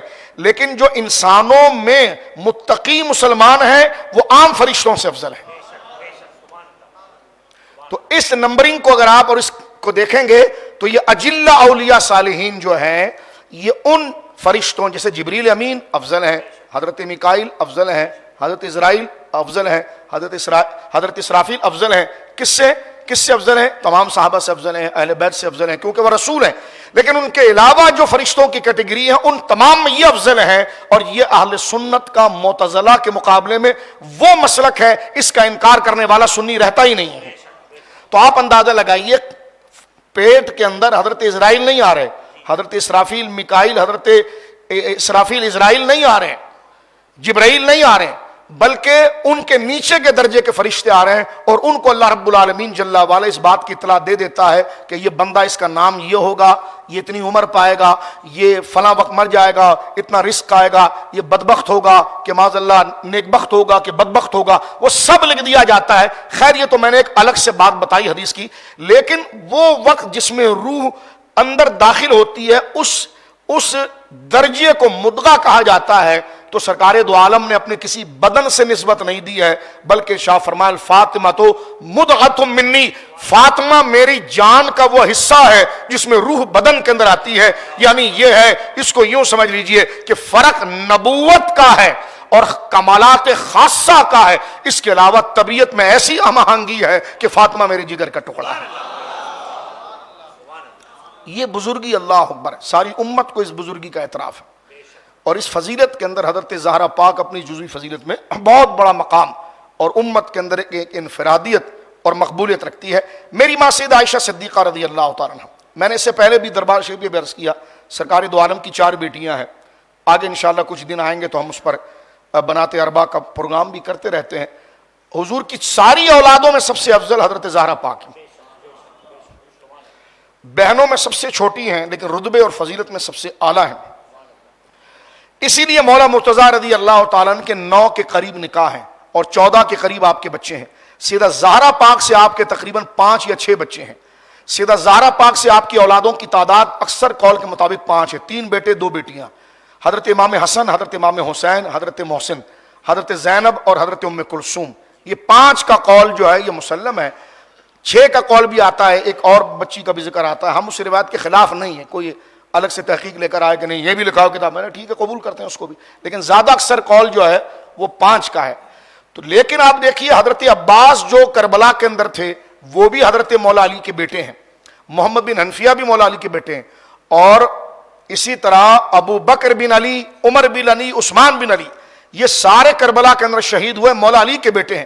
امام اہل سنت سے جب پوچھا گیا کہ مولا علی کے سارے بچے بشمول امام حسن حسین یہ فضیلت میں ایک جیسے ہیں؟ فرمایا نہیں۔ فرمایا کیوں؟ باپ تو ایک ہے۔ فرمایا باپ کی نسبت ان بچوں کے ساتھ چلے گی، لیکن ان بچوں کے مقابلے میں امام حسن حسین، سیدہ زینب اور ام کلثوم، ان کے رتبے میں مولا علی کا کوئی بچہ ان کی فضیلت میں نہیں آ سکتا، کیونکہ یہاں فضیلت باپ کی طرف سے نہیں دیکھی جائے گی، الفاطمۃ بدعۃ منی، حضرت زہرا پاک کی طرف سے دیکھی جائے گی۔ یہ اختصاص ہے، اور اس لیے حضور علیہ الصلوۃ والسلام نے فرمایا تھا سیدہ پاک سے کہ تیرے بچوں کا اسبہ بھی میں ہوں۔ یہاں پر 2 جملے مزید سن لیجیے، ہم اہل سنت جو ہیں امام حسنین کریمین کو حضور کی ذریت کہتے ہیں، ذریت رسول، اولاد رسول۔ اس زمانے میں اختلاف ہوا، ایک زمانے میں حجاج بن یوسف وغیرہ کے دور کے اندر، کہ نواسوں کو روکا گیا کہ امام حسن کو تم اولاد رسول کیسے کہہ رہے ہو اور ذریت رسول کیسے کہہ رہے ہو، کیونکہ اولاد تو پوتا جو ہوتا ہے وہ اولاد کہلاتا ہے، نواسا نواسیاں اولاد نہیں کہلاتی، بیٹی کی اولاد اولاد نہیں کہتا، وہ تو بلکہ اس کا جو شوہر ہے وہ اپنے دادا کی طرف جائیں گی، وہ ان کی اولاد کہلائیں گی، تمہاری اولاد تمہارے بیٹوں سے کہلائیں گی۔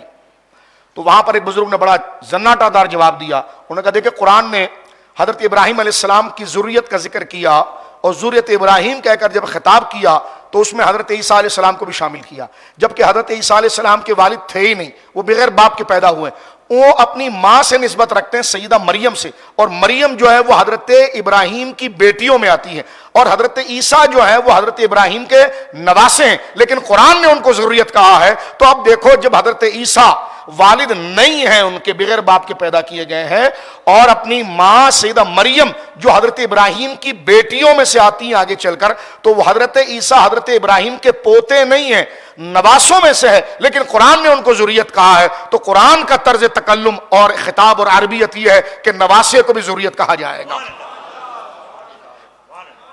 یہ اہل سنت کے علماء کی خدمات ہے بارگاہ اہل بیت میں، اس لفظ کے لیے کہ بارگاہ اہل بیت میں۔ اسی طرح میں اکثر ذکر کرتا ہوں امام حسنین کے ذکر مبارکہ کے اندر کہ بچہ صحابی ہو سکتا ہے کہ نہیں ہو سکتا، اس لیے کہ جب سرکار نے دنیا سے پردہ فرمایا امام حسن کی عمر 7 سال کے قریب تھی، 7 یا 8 سال، اور دونوں بھائیوں میں ایک توہر کا فرق ہے، سال کا بھی فرق نہیں ہے۔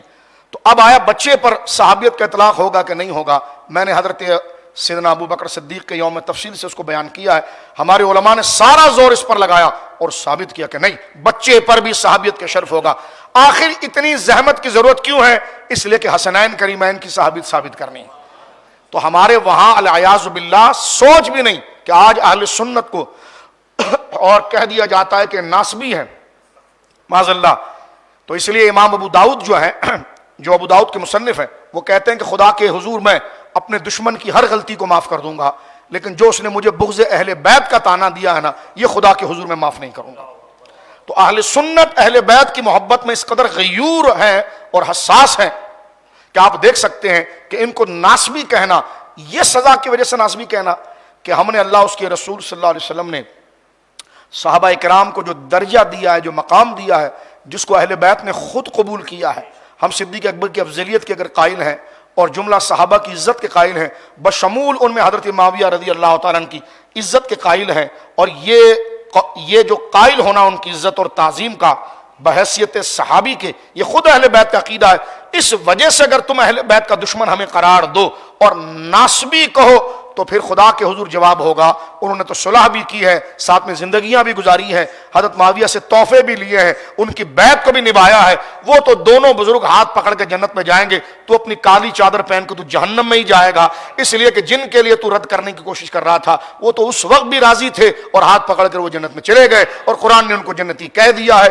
تو اس وجہ سے اہل سنت کو بغض دینا، اور یقیناً میں اس لیے کہہ رہا تھا کہ سنی رہنا مشکل ہے کیونکہ جب آپ متوازن رہیں گے تو لوگ گالیاں بھی دیں گے آپ کو ایک طرف. اب آئیے یہاں پر آخری جملے کی طرف میں چلتا ہوں. سیدہ زہرا پاک حضور سید عالم کے بدن مبارک سے آپ کی مماثلت کیسی مبارک تھی. اللہ اکبر. سیدہ عائشہ پاک نے بڑا گہرا مراقبہ آپ کی ذات مبارکہ کا کیا ہے، کیونکہ آپ خاتون ہیں، کوئی مرد تو نہیں دیکھ سکتا. اللہ رب العالمین نے یہ شرف سیدہ عائشہ پاک کو دیا ہے کہ انہوں نے قریب سے جا کر سیدہ زہرا پاک کو مراقبہ کیا ہے. لفظ مراقبہ کی میں تشریح نہیں کروں گا، خود سمجھ جانا کہ مراقبہ کیا ہے. اور پھر سیدہ زہرا پاک کا جی بلندی اور مقام جو تھی وہ ام المومنین حضرت عائشہ نے ذکر فرمائی. فرماتی ہیں کہ ہم گھر کی عورتیں کبھی بیٹھی ہوتی تھیں اور اچانک سیدہ زہرا تشریف لا رہی ہوتی تو ہمیں ایک ہیبت ہو جاتی جیسے رسول اللہ تشریف لا رہے ہیں، اور ہم دیکھتے کہ نہیں یہ تو سیدہ زہرا آ رہی ہیں، یعنی چلنے کا انداز. اب آپ دیکھیں حضرت عائشہ اس کو ایکسپلین کر رہی ہیں. یہ ابو داؤد شریف میرے سامنے ہے، حدیث نمبر 5217. جامع ترمذی شریف ہے حدیث نمبر 3872. اور الحدیث صحیح. میرے بھائیو حدیث سے ان عائشہ رضی اللہ عنہ قالت ما رأيت احدا كان اشبه سمتا وهديا ودلا وكلاما برسول الله صلی اللہ علیہ وسلم من فاطمہ رضی اللہ تعالی عنہا وسلام اللہ علیہا. کیا جملہ کہا ہے، اس سے میری ماں کی فصاحت، کرامت، علم کی پختگی کا اندازہ لگایا جا سکتا ہے. ام المومنین کا فرماتی ہیں کہ میں نے سیدہ زہرا پاک سے بڑھ کر کسی کو نہیں دیکھا. حضور کے ہو بہو کس میں؟ سمتن، سیرت میں. سیرت ظاہر کو نہیں کہتے، طبیعت کو کہتے ہیں، مزاج کو کہتے ہیں. فرمایا اگر سیدہ یوں سمجھے کہ سیدہ زہرا کو اگر پتہ بھی نہ ہو کہ حضور نے کیا کیا ہے، کھاتے وقت کس انداز میں کھایا ہے، لوگوں سے باتیں کرتے وقت حضور کی بظاہر باڈی لینگویج کیسی تھی، اگر یہ سیدہ فاطمہ کو پاک کو پتہ بھی نہ ہونا، تب بھی سیدہ فاطمہ پاک اگر گھر میں ہوں تو ان سے وہی عادتیں ہوتی تھیں جو حضور علیہ الصلوۃ والسلام سے ہوتی تھیں، یعنی طبیعتاً. اور اس کو حضرت سیدہ عائشہ نے بہت قریب سے دیکھا. فرمایا کانا اشبہ سمتن.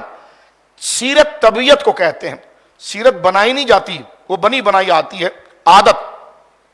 ظاہر کو سیرت نہیں کہتے، بناوٹ کو سیرت نہیں کہتے، طبیعت کو جو بلا تکلف، یعنی جس حضور جلال میں جس طرح کا حضور کے جلال میں تیور مبارک اور پیشانی مبارک اور چہرے مبارک کا جو حال مبارک ہوتا تھا، یا حضور کسی سے گفتگو کرتے وقت، بہت حساس گفتگو کرتے وقت اپنے ہاتھ کو جس انداز میں اٹھاتے تھے، محبت میں یا نزاکت میں، کا ہو بہو اسی طرح عمل صادر ہوتا تھا بدنی طور پر. اگر آپ تک میں بات پہنچا سکا تو یہ میری مغفرت ہو جائے گی. حضرت زہرا پاک کا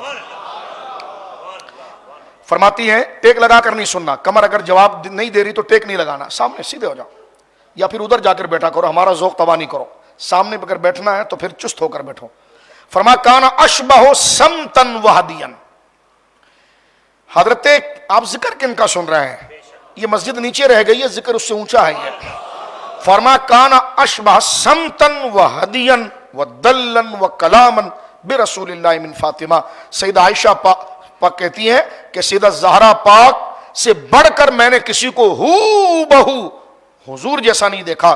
کس چیز میں؟ سیرت میں، عبادت میں. کیا لفظ کہا ہے یار، ہدین عبادت.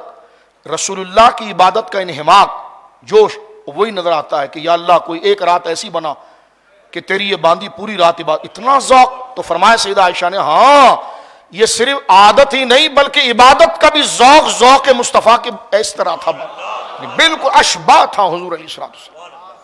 فرمایا وہ دلن عادات و کلامن، اور بات کرنے کا طریقہ، آئے ہائے بات کرنے کا طریقہ بھی سیدہ زہرا پاک سے زیادہ کسی کا. اب میں سمجھتا ہوں کہ لیکن حضور سید عالم کی طرح دکھتا کون تھا؟ سیدہ زہرا پاک کا ادب، پردہ، حیا. اللہ نے ان کو جو اولاد عطا فرمائی وہ بھی حضور جیسی عطا فرمائی، تاکہ دنیا دیکھ لے کہ جن کی گود میں پرورش کی ہے. تو امام حسن بھی ہو بہو، یعنی کہ حضور کھڑے ہوں اور حسن کھڑے ہوں تو فرق صرف عمر کا ہو سکتا ہے، قد کا ہو سکتا ہے، جسامت کا ہو سکتا ہے، لیکن ناک مبارک، کان مبارک، لب مبارک، رخسار مبارک، ریش مبارک، ہو بہو حضور کی طرح. اور یہ مولا مرتضیٰ کہتے ہیں الحسن اشبہ برسول اللہ صلی اللہ علیہ وسلم ما بین الصدر والى الرأس والحسین اشبہ برسول اللہ صلی اللہ علیہ وسلم ما کان اسفل من ذلک.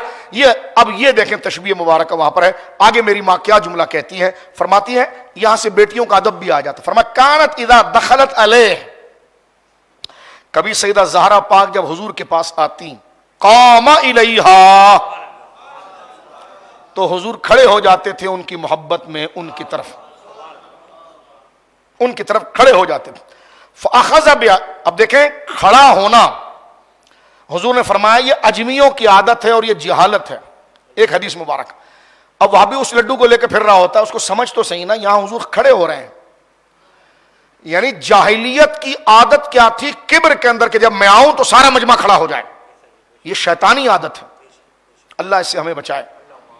یعنی جو بندہ اس بات کی خواہش کرے کہ میں آؤں تو سارا مجمع میرے لیے کھڑے ہو جائے، یا یوں کہ بندہ خود بیٹھا ہو اور سارے بندے ہاتھ باندھ کے کھڑے ہو، یہ عمل بھی بہت معیوب، اللہ معاف فرمائے. یعنی ایک بندہ بیٹھا سب ہاتھ باندھ کے، بھائی آپ بھی بیٹھے ہیں یار، آپ کیوں کھڑے؟ یہ طریقہ بھی ٹھیک نہیں اپنے اندر کہ ایک بندہ بیٹھا ہوا ہے سب ہاتھ باندھے کھڑے ہیں، یا وہ آ رہا ہے تو سب کھڑے ہو رہے ہیں. جبکہ وہ بندہ چاہے کہ میری تعظیم ہو، یہ حرام و ناجائز ہے. لیکن اللہ کی رضا کے لیے کہ اللہ کا دین اس سے پہنچا ہے، یہ اللہ کا محبوب بندہ ہے، اللہ کی دین کی خاطر اگر اس سے تعظیم کی جائے تو یہ قیام تعظیمی بغیر اس کے مطالبے کے اور ہمیں بغیر اپنی کوئی چمچہ گیری کے، محض اللہ کی رضا کے اگر کیا جا رہا ہے تو یہ محبوب طریقہ ہے. یہاں دیکھیں سرکار دو عالم صلی اللہ علیہ وسلم کھڑے ہوئے ہیں محبت میں، نہیں وہ تو پدری جذبے میں کھڑے. میں نے کہا تو مطلق قیام کو منع کرتا تھا، تو نے کہا مطلق قیام کرنا جاہلیت کی عادت ہے. یہاں حضور سیدہ زہرا پاک کے لیے کھڑے ہوئے. یہ کھڑا ہونا چاہے شفقت و محبت یا پدری جذبے میں تھا تو پتا چلا اس حدیث میں تعویل ہو گئی، اور حدیث میں جب تعویل ہو گئی تو حکم حرام کا نہیں رہا، حکم نیچے آ گیا. تیرا استدلال تو گیا، کیونکہ تعویل تو مؤول تو بن گیا مسئلہ. اور جہاں بندہ مسئلہ مؤول ہوتا ہے تو اس کا وہ حکم نہیں لگتا جو تو حرام کے فتوے بھی دے رہا ہے. تو دیکھیں یہاں پر، خیر میرا موضوع قیام تعظیمی نہیں، حالات کا پورا رسالہ ہے. سیدہ زہرا پاک کانت اذا دخلت علیہ، جب وہ تشریف لاتی سرکار کی بارگاہ میں، قام الیہا. چلو ادھر تو شفقت ہے، آگے بات چلے گی. حضور کھڑے ہو جاتے تھے سیدہ زہرا پاک کو دیکھ کر امام الانبیاء. سبحان اللہ. آج سب کھڑے ہو رہے ہیں حضور کے لیے، میدان محشر میں سب کھڑے ہیں، سرکار آ رہے ہیں، اور سیدہ زہرا پاک ہوئے ہیں ان کے لیے حضور کھڑے ہوتے ہیں. وہ اس لیے کہ ہر اہل قدر کی قدر کو کرنا چاہیے. فاخذ بیدیہا، پھر حضور ان کے مبارک ہاتھوں کو پکڑتے، فقبلہا، اس کو بوسہ لیتے، وَأَجْلَسَهَا فِي مَجْلِسِهِ، اور حضور جہاں بیٹھے ہوتے سرکار وہاں سے ہٹ جاتے اور جہاں حضور بیٹھے تھے اپنی جگہ پر حضور بٹھاتے تھے. اب ادھر آگے دیکھیں، یہی عادت، اب حضور نے تو نہیں کہا تھا سیدہ زہرا پاک کو کیسا کرنا، لیکن وہ عادت ایک تھی نا. اب جب حضور آتے تھے سیدہ زہرا پاک کے پاس، وَكَانَ إِذَا دَخَلَ عَلَيْهَا، جب سرکار آتے تھے سیدہ زہرا کے پاس، قامت الیہ، تو سیدہ زہرا پاک کھڑی ہو جاتی تھی. کس وجہ سے؟ اللہ کے رسول آئے ہیں. اللہ کے یعنی والد آئے ہیں ٹھیک ہے، لیکن والد کے ساتھ جو زیادہ مؤثر اور دینی جذبہ ہے وہ رسول آئے ہیں. تو سیدہ زہرا نے رسول پاک کے لیے کھڑے ہو کر یہ بتا دیا کہ حضور علیہ الصلوۃ والسلام جو اللہ کے محبوب ہے ان کے لیے کھڑا ہونا بھی سیدہ زہرا پاک کی سنت ہے. فرمایا کہ وَكَانَ إِذَا دَخَلَ عَلَيْهَا قَامَتْ إِلَيْهِ، جب حضور تشریف لاتے تو سیدہ زہرا پاک حضور کے لیے کھڑی ہو جاتی تھی. فَأَخَذَتْ بِيَدِهِ، اور اپنے ہاتھوں سے حضور کا مبارک ہاتھ پکڑ لیتی تھی. فَقَبَّلَتْهُ، اور ان ہاتھوں کو حضور کے ہاتھوں کو بوسہ دیتی تھی. وَأَجْلَسَتْهُ فِي مَجْلِسِهَا، اور خود جہاں بیٹھی وہاں سے ہٹ کر اپنی جگہ پر حضور کو بٹھاتی تھی. حضور نے کبھی یہ نہیں کہا کہ تم جو ہے ایسا کرو، کیونکہ میری ماں نے یہ واقعہ اسی حدیث میں بعد میں بیان کیا ہے. اوپر اصول بیان کیا تھا سمتن ہدین دلن کلامن، کہ عادت میں ہو بہو حضور کی طرح تھی. تو اس کی ایگزامپل کیا تھی؟ ایگزامپل لے کر آگے کہ جو کام حضور کرتے تھے وہی کام ان سے بھی جاری ہو جاتا تھا. اللہ اکبر. اللہ رب العالمین اس حدیث کو شفاعت کا ذریعہ بنائے. حدیث پاک کے اندر آتا ہے رسول کریم صلی اللہ علیہ وسلم حضرت حذیفہ بن یمان کہتے ہیں کہ میری ماں نے مجھ سے پوچھا کہ تو حضور سید عالم صلی اللہ علیہ وسلم کے پاس جا کر یہ بات کر. کہتے ہیں کہ میں نے کہا کہ اتنے دن ہوئے میں سرکار کی بارگاہ میں نہیں گیا. تو وہ کہنے لگی کہ میں بھی تیرے ساتھ چلتی ہوں. تو میں اپنی والدہ کے ساتھ حضور علیہ السلام کی بارگاہ میں پہنچا. میں نے حضور کے ساتھ مغرب کی نماز پڑھی اور مغرب کی نماز پڑھنے کے بعد میں استغفار کرتے ہوئے بیٹھ گیا، یہاں تک کہ سرکار علیہ السلام نے عشاء کی نماز پڑھائی. میں عشاء کی نماز حضور کے ساتھ میں نے پڑھ لی. پھر جب سرکار عشاء کی نماز پڑھ کر مسجد سے باہر تشریف لے جانے لگے فتبعتہ، میں حضور کے پیچھے چلنے لگا. فسمع صوتی، سرکار نے میری آواز کو سن لیا. فقال من ھذا، کون ہے میرے پیچھے، کون ہے؟ تو میں نے کہا حذیفہ. حضور میں حذیفہ ہوں. قلت نعم، اچھا. ما حاجتک غفر اللہ لک ولی امک، اللہ تجھے بھی بخش دے تیری ماں کو بھی بخش دے. ایک روایت میں آتا ہے کہ سرکار مسجد سے نکل رہے تھے تو کسی نے حضور سے ملاقات کی تھی، سرکار سے ملاقات کی تھی. سرکار نے حضرت حذیفہ سے کہا تم نے دیکھا یہ بندہ مجھ سے مل کر گیا؟ کہاں؟ فرمایا یہ فرشتہ ہے. ان ھذا ملک، یہ ایک فرشتہ ہے. آپ مقام و عظمت دیکھیے، ان حضرات کا پروٹوکول دیکھیے قدرت کی جانب سے. فرمایا ان ھذا ملک، یہ صحیح حدیث جامع ترمذی کی میں پڑھ رہا ہوں آپ کے سامنے. یہ فرشتہ ہے. لم ينزل الارض قط قبل هذا اللیل، اے حذیفہ یہ آج پہلی دفعہ اس زمین پر آیا ہے. اب سننے والی بات ہے کہ پہلی دفعہ آیا، اس سے پہلے بھی نہیں آیا، تو آج کس وجہ سے آیا؟ پہلی دفعہ آیا تو کیا لایا؟ کوئی بڑی بات لایا؟ آگنے کی وجہ کیا ہے؟ تو فرمایا استعاذن ربہ، اس نے اللہ سے خاص اجازت لی آج کی رات، اور اس بات کی اجازت لی کہ یہ تین کام کرے گا. ایک کام تو یہ کرے گا ان یسلم علی، آئے گا زمین پر اور مجھے سلام کرے گا. اور دوسرا یہ کہ وَيُبَشِّرَنِي بِأَنَّ فَاطِمَةَ سید نساء اہل الجنہ، اور مجھے بشارت سنائے گا، اللہ کی طرف سے خوشخبری دے گا کہ اللہ نے آپ کی شہزادی خیر النساء فاطمہ الزہرا کو جنت کی تمام عورتوں کی سردار بنایا ہے، سیدہ بنایا. سیدہ اس کو کہتے ہیں، سید اس کو کہتے ہیں جس کے حضور لوگ اپنی مشکلیں لے جاتے ہیں، پریشانیاں لے جاتے ہیں اور وہ ان کی پریشانیوں کو حل کرتا ہے. یہی حضرت امام نبوی نے انا سید ولد آدم یوم القیامہ کے تحت سید کا معنی یہی کیا ہے. اگر سردار بنا دیا، اختیار کچھ بھی نہیں ہے، تو سردار بنانے کا کیا کام؟ یعنی بے اختیار اگر کوئی وزیر یا حاکم بن جائے یا وزیر بن جائے تو لوگ ہنستے ہیں اس پر. بھائی حاکم وہی، حاکم بننا کمال نہیں، حاکم کی عزت جب ہے جب اختیار ہو. تو جب آپ کو سیدائے اہل جنہ کہا گیا ہے تو اللہ رب العالمین جل وعلا نے میدان محشر میں مسلمان عورتیں جو گناہگار ہیں ان کی مشکل کشائی کا اختیار آپ کو دیا ہے، اس لیے آپ سیدہ ہیں، اور جتنی پاک باز عورتیں جنت میں رہیں گی ان کی سردار آپ ہیں، محض سردار نہیں ہیں. اللہ نے شرف، مقام، اتھارٹی آپ کو عطا فرمایا. دو باتیں. اور تیسرا یہ کہ وَأَنَّ الْحَسَنَ وَالْحُسَيْنَ سَيِّدَا شَبَابِ أَهْلِ الْجَنَّةِ، کہ حسن اور حسین جو ہیں آپ کے جو نواسے ہیں یہ دونوں کے دونوں جنت کے نوجوانوں کے سردار ہیں. حضرت سیدنا عمر نے کہا تھا کہ علی کو تین چیزیں ایسی ملی ہے، اگر ان تینوں میں سے کوئی ایک مجھے مل جاتی تو مجھے روئے زمین کی دولت سے زیادہ عزیز تھی. ایک تو یہ ہے کہ خیبر کے دن جھنڈا ان کو دیا گیا، اور ہر حال میں ان کو مسجد سے گزرنے کو جائز رکھا گیا.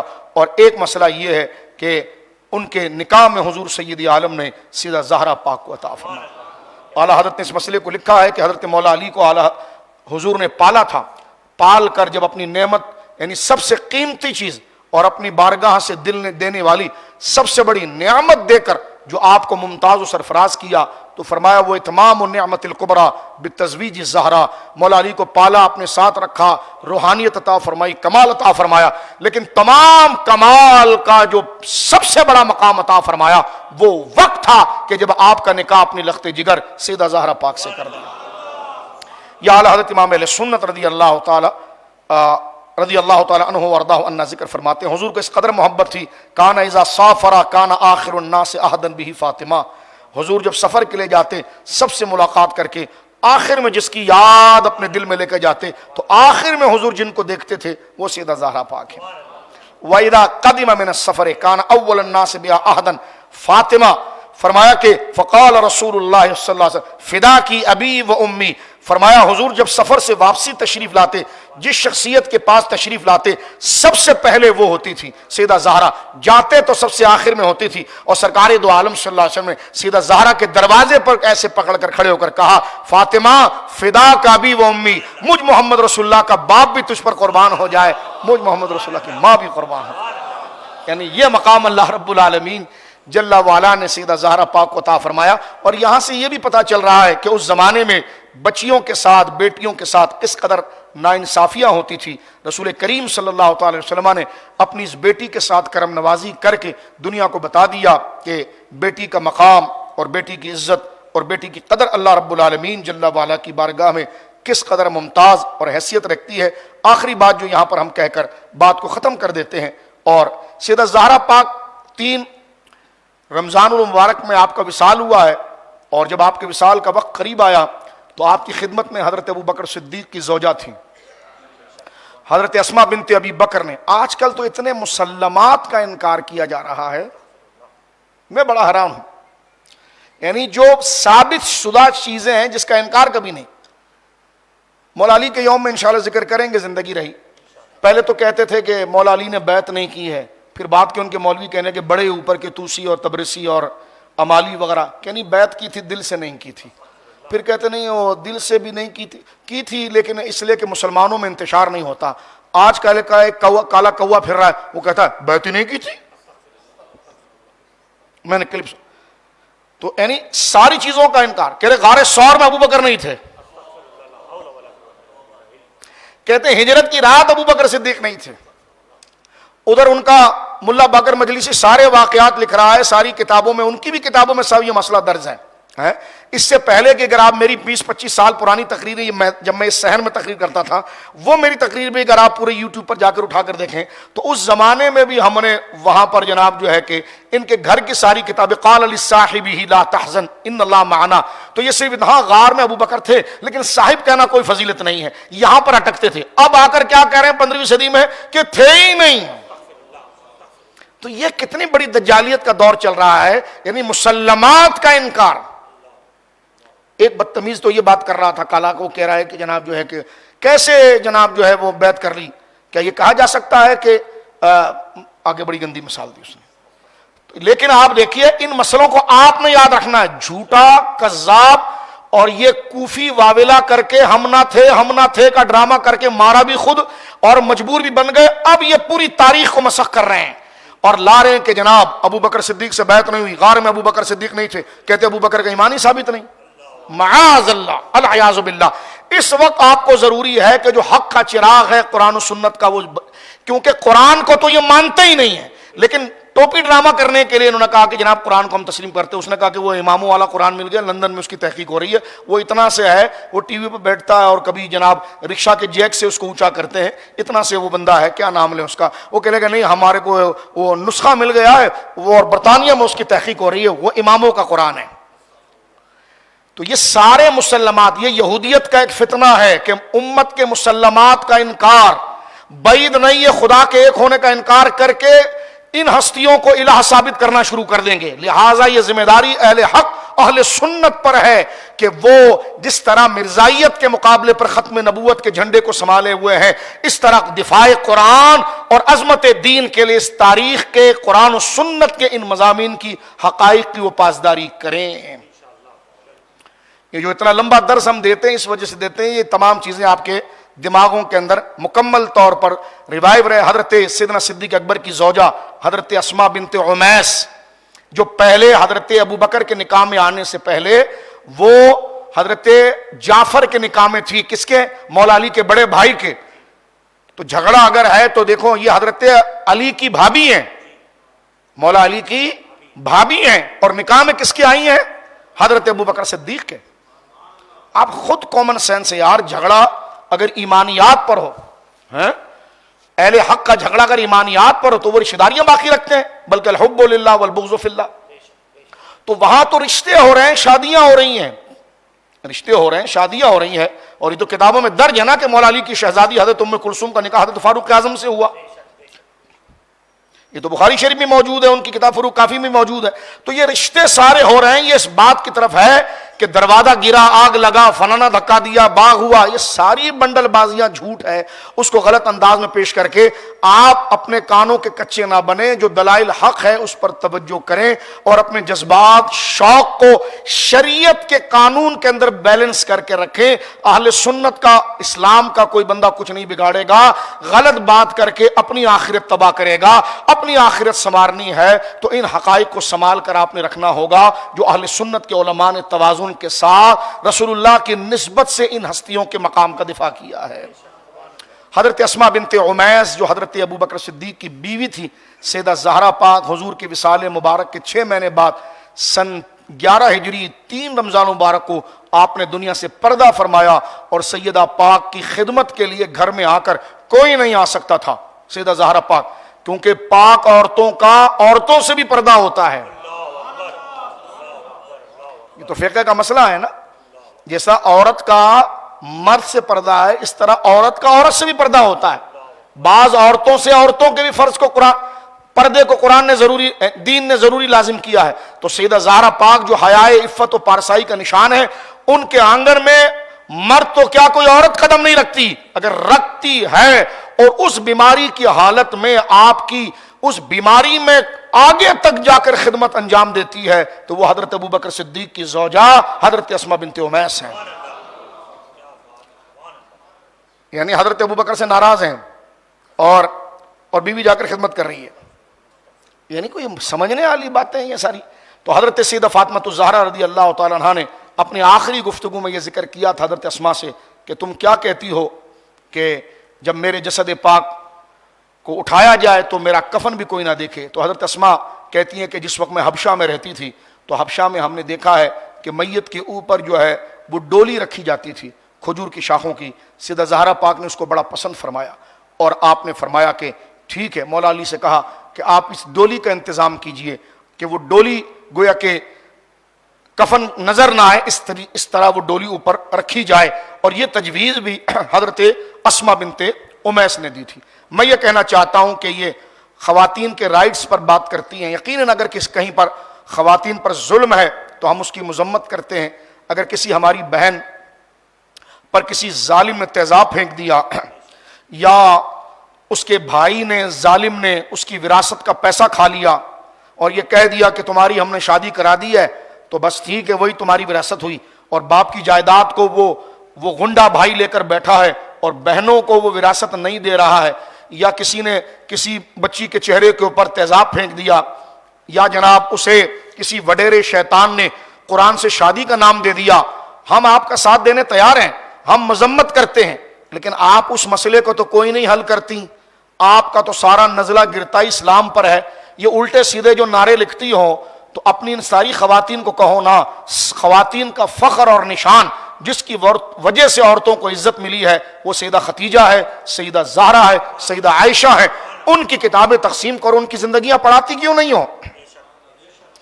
آپ نے عورتوں کے لیے کس کو آئیڈیل بنایا ہے؟ وہ عورت کہ جس کے بارے میں جس کو عورت کہنا عورت کی توہین ہے۔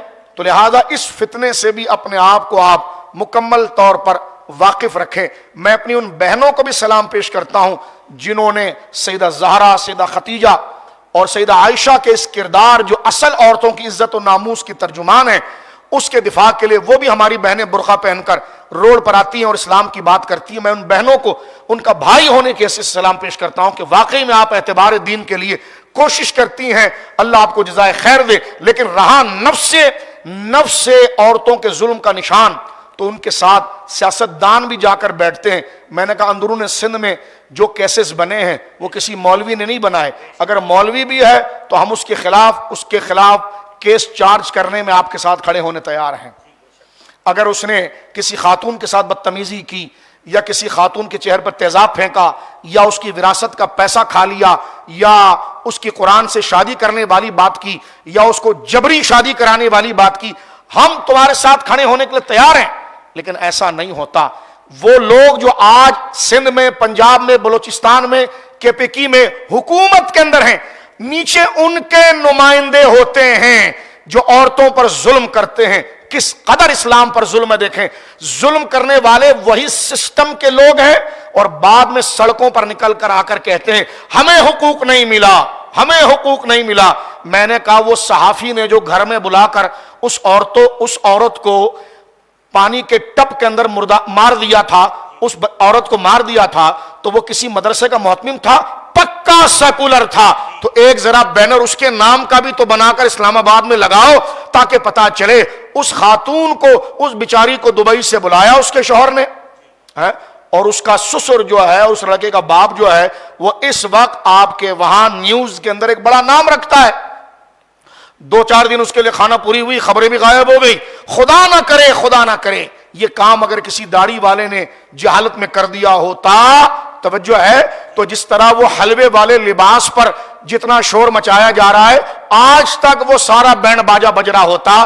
تو ظالموں، خبیثوں، بھیڑیوں، ہم نے اس بات سے اندازہ لگا لیا کہ تم عدل کی بات نہیں، تم دین کے دشمن ہو، تم دین کے دشمن ہو، تم ہر ملبہ لا کر دین پر ڈالنا چاہتے ہو۔ ورنہ اگر انصاف کی بات تھی تو یہ جتنے چور ہیں، یہ جتنے بدماش ہیں، جو عورتوں کو شراب پر لگا رہے ہیں، جو عورتوں کو نشے پر لگا رہے ہیں، جو کالج یونیورسٹی میں آئس کا نشہ بچیوں سے کروا رہے ہیں، تو ہمت کرو نا، دوپٹوں کے پیچھے اور چادروں کے پیچھے تم نے ایک بہانہ کر کے یہ نعرہ لگایا ہے، تو یہ کالج یونیورسٹیوں میں ان بچیوں کو نشہ کون دے رہا ہے؟ کوئی مسجد کا امام جا کر دے رہا ہے؟ وہی تمہارے سیاستدان، ان کے سہولت کار جو تمہیں یہ زمین۔ لہٰذا میں امت کو مخاطب کر کے کہنا چاہتا ہوں، اس سے تم گلٹی نہیں فیل کرنا کہ اسلام نے حقوق نہیں دیا ہے، یہ اسلام ہی کا حقوق ہے کہ وہ آگے سے بک بک کر رہی ہے اور امت خاموش ہے۔ یہ اسلام کا حق ہے کہ جس نے برداشت کی دعوت دی ہے۔ اگر اسلام کی دعوت نہ ہوتی تو آج پاکستان میں ایک ہنگامہ ہو جاتا، اس سڑک کے اوپر ایک ہنگامہ ہو جاتا، نہ جانے کیا ہو جاتا۔ لیکن یہ تلقین کے طور پر بتا کر، طریقے سے سمجھا کر، محبت سے بہن کہہ کر، ماں کہہ کر یہ جو بات کیا جا رہا ہے، تو انسان کو، بھیڑیے انسان کو، جانور انسان کو اس ادب کی طرف لانے والا کوئی یورپ کا کلچر نہیں، حضور کی شریعت ہے، حضور کا دین ہے۔ اللہ رب العالمین جل والا سیدہ زہرا پاک کی تربت مقدسہ پر انوار و تجلیات کی بارش فرمائے۔ آپ کی ذات مبارکہ کے صدقے اللہ میری ہر ماں پر فضل فرمائے۔ آپ کی ذات مبارکہ کے صدقے اللہ میری ہر بہن پر فضل فرمائے۔ آپ کی ذات کے صدقے اللہ رب العالمین ہماری تمام بہنوں کو اپنے بچیوں کی خوشیاں عطا فرمائیں، جن کی بیٹیاں اللہ ان کے نصیب اچھے کرے۔ سیدہ زہرا کے نام کی پارسائی اللہ ان کو عطا فرمائے۔ آپ حضرات نے دور دراز کا سفر کیا اور یہاں پر آپ تمام حضرات تشریف لائے، سیدہ زہرا پاک کے لیے، حضور کی خوش ندی کے لیے، پنجتن پاک کی محبت کے لیے، جن کے لیے حضور نے فرمایا تھا انا و ایاکی وہذا الراقد وہذین، اے زہرا میں، تو اور یہ سونے والا علی اور تیرے دونوں بچے جنت میں ایک ہی ساتھ ہوں گے۔ فرمایا میں نے اپنی بیٹی کا نام فاطمہ رکھا اس لیے ہے کہ اللہ فاطمہ کو اور اس کی عزت کرنے والوں کو جہنم کی آگ سے چھڑا دے گا۔ اللہ رب العالمین ذکر فاطمہ پاک کے صدقے ہمیں اور ہماری نسلوں کو اور ہماری گردنوں کو جہنم سے چھڑائے، اور اللہ رب العالمین تمام امت پر خیر فرمائے، اور خاص طور پر فلسطین کی میری بہنیں، مائیں جو ہیں، اللہ سیدہ زہرا پاک کے صدقے آج ان ماؤں کی بات کوئی نہیں کرتا، ان بیٹیوں کی بات کوئی نہیں کرتا۔ اگر ان کا پرچم بھی اگر کوئی نکالے تو مسلمان کہلانے والے، دین کے ٹھیکیدار کہلانے والے، اسلامیہ جمہوریہ کہلانے والے اس بندے کو گردن سے پکڑ کر باہر لے جاتے ہیں. تو اندازہ لگائیے صرف ایک جھنڈا لہرانے پر یہ ہے. تو آج یہ اللہ کا گھر ہے جس میں کسی بدماش حاکم کی بادشاہی نہیں ہوتی ہے, اللہ کی بادشاہی ہے. آج دعا کرو سیدہ زہرا کے صدقے اللہ فلسطین کی ہماری وہ بیٹیاں, ہماری بہنوں پر اللہ فضل فرمائے, اللہ ہماری بہنوں پر فضل فرمائے جنہوں نے اپنے ہاتھوں سے اپنے جوان بچوں کو قبر میں اتارا, جن ہماری بہنوں نے چھوٹے چھوٹے بچوں کو, گود کے بچوں کے جنازے اپنے ہاتھ میں لیے. رمضان چل رہا ہے میرے دوستو, 1 گھنٹے کی لائٹ چلی جائے تو ہم اپنے بچے کو گرمی میں برداشت نہیں کرتے. کس طرح فلسطین کی ہماری وہ بہنیں, اللہ اکبر, پورا کے پورا گھر ان کا اجڑ گیا, گود کے بچے. یعنی ایک ایسا لگتا ہے جس طرح کے ٹوائز, کھلونے رکھے گئے ہیں, یعنی بچوں کی چھوٹے چھوٹے 6 4 مہینوں کے بچوں کی لاشیں ایسی پڑی ہوئی ہے جیسے گودام کے اندر کھلونے رکھے جاتے ہیں, ایسے پھول جیسے خوبصورت بچے.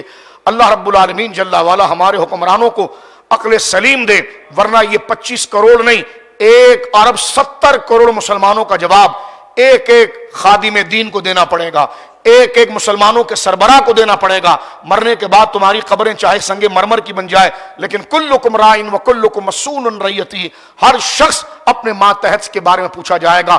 اللہ ہمیں مردہ دل نہ بنائے, زندہ رکھے.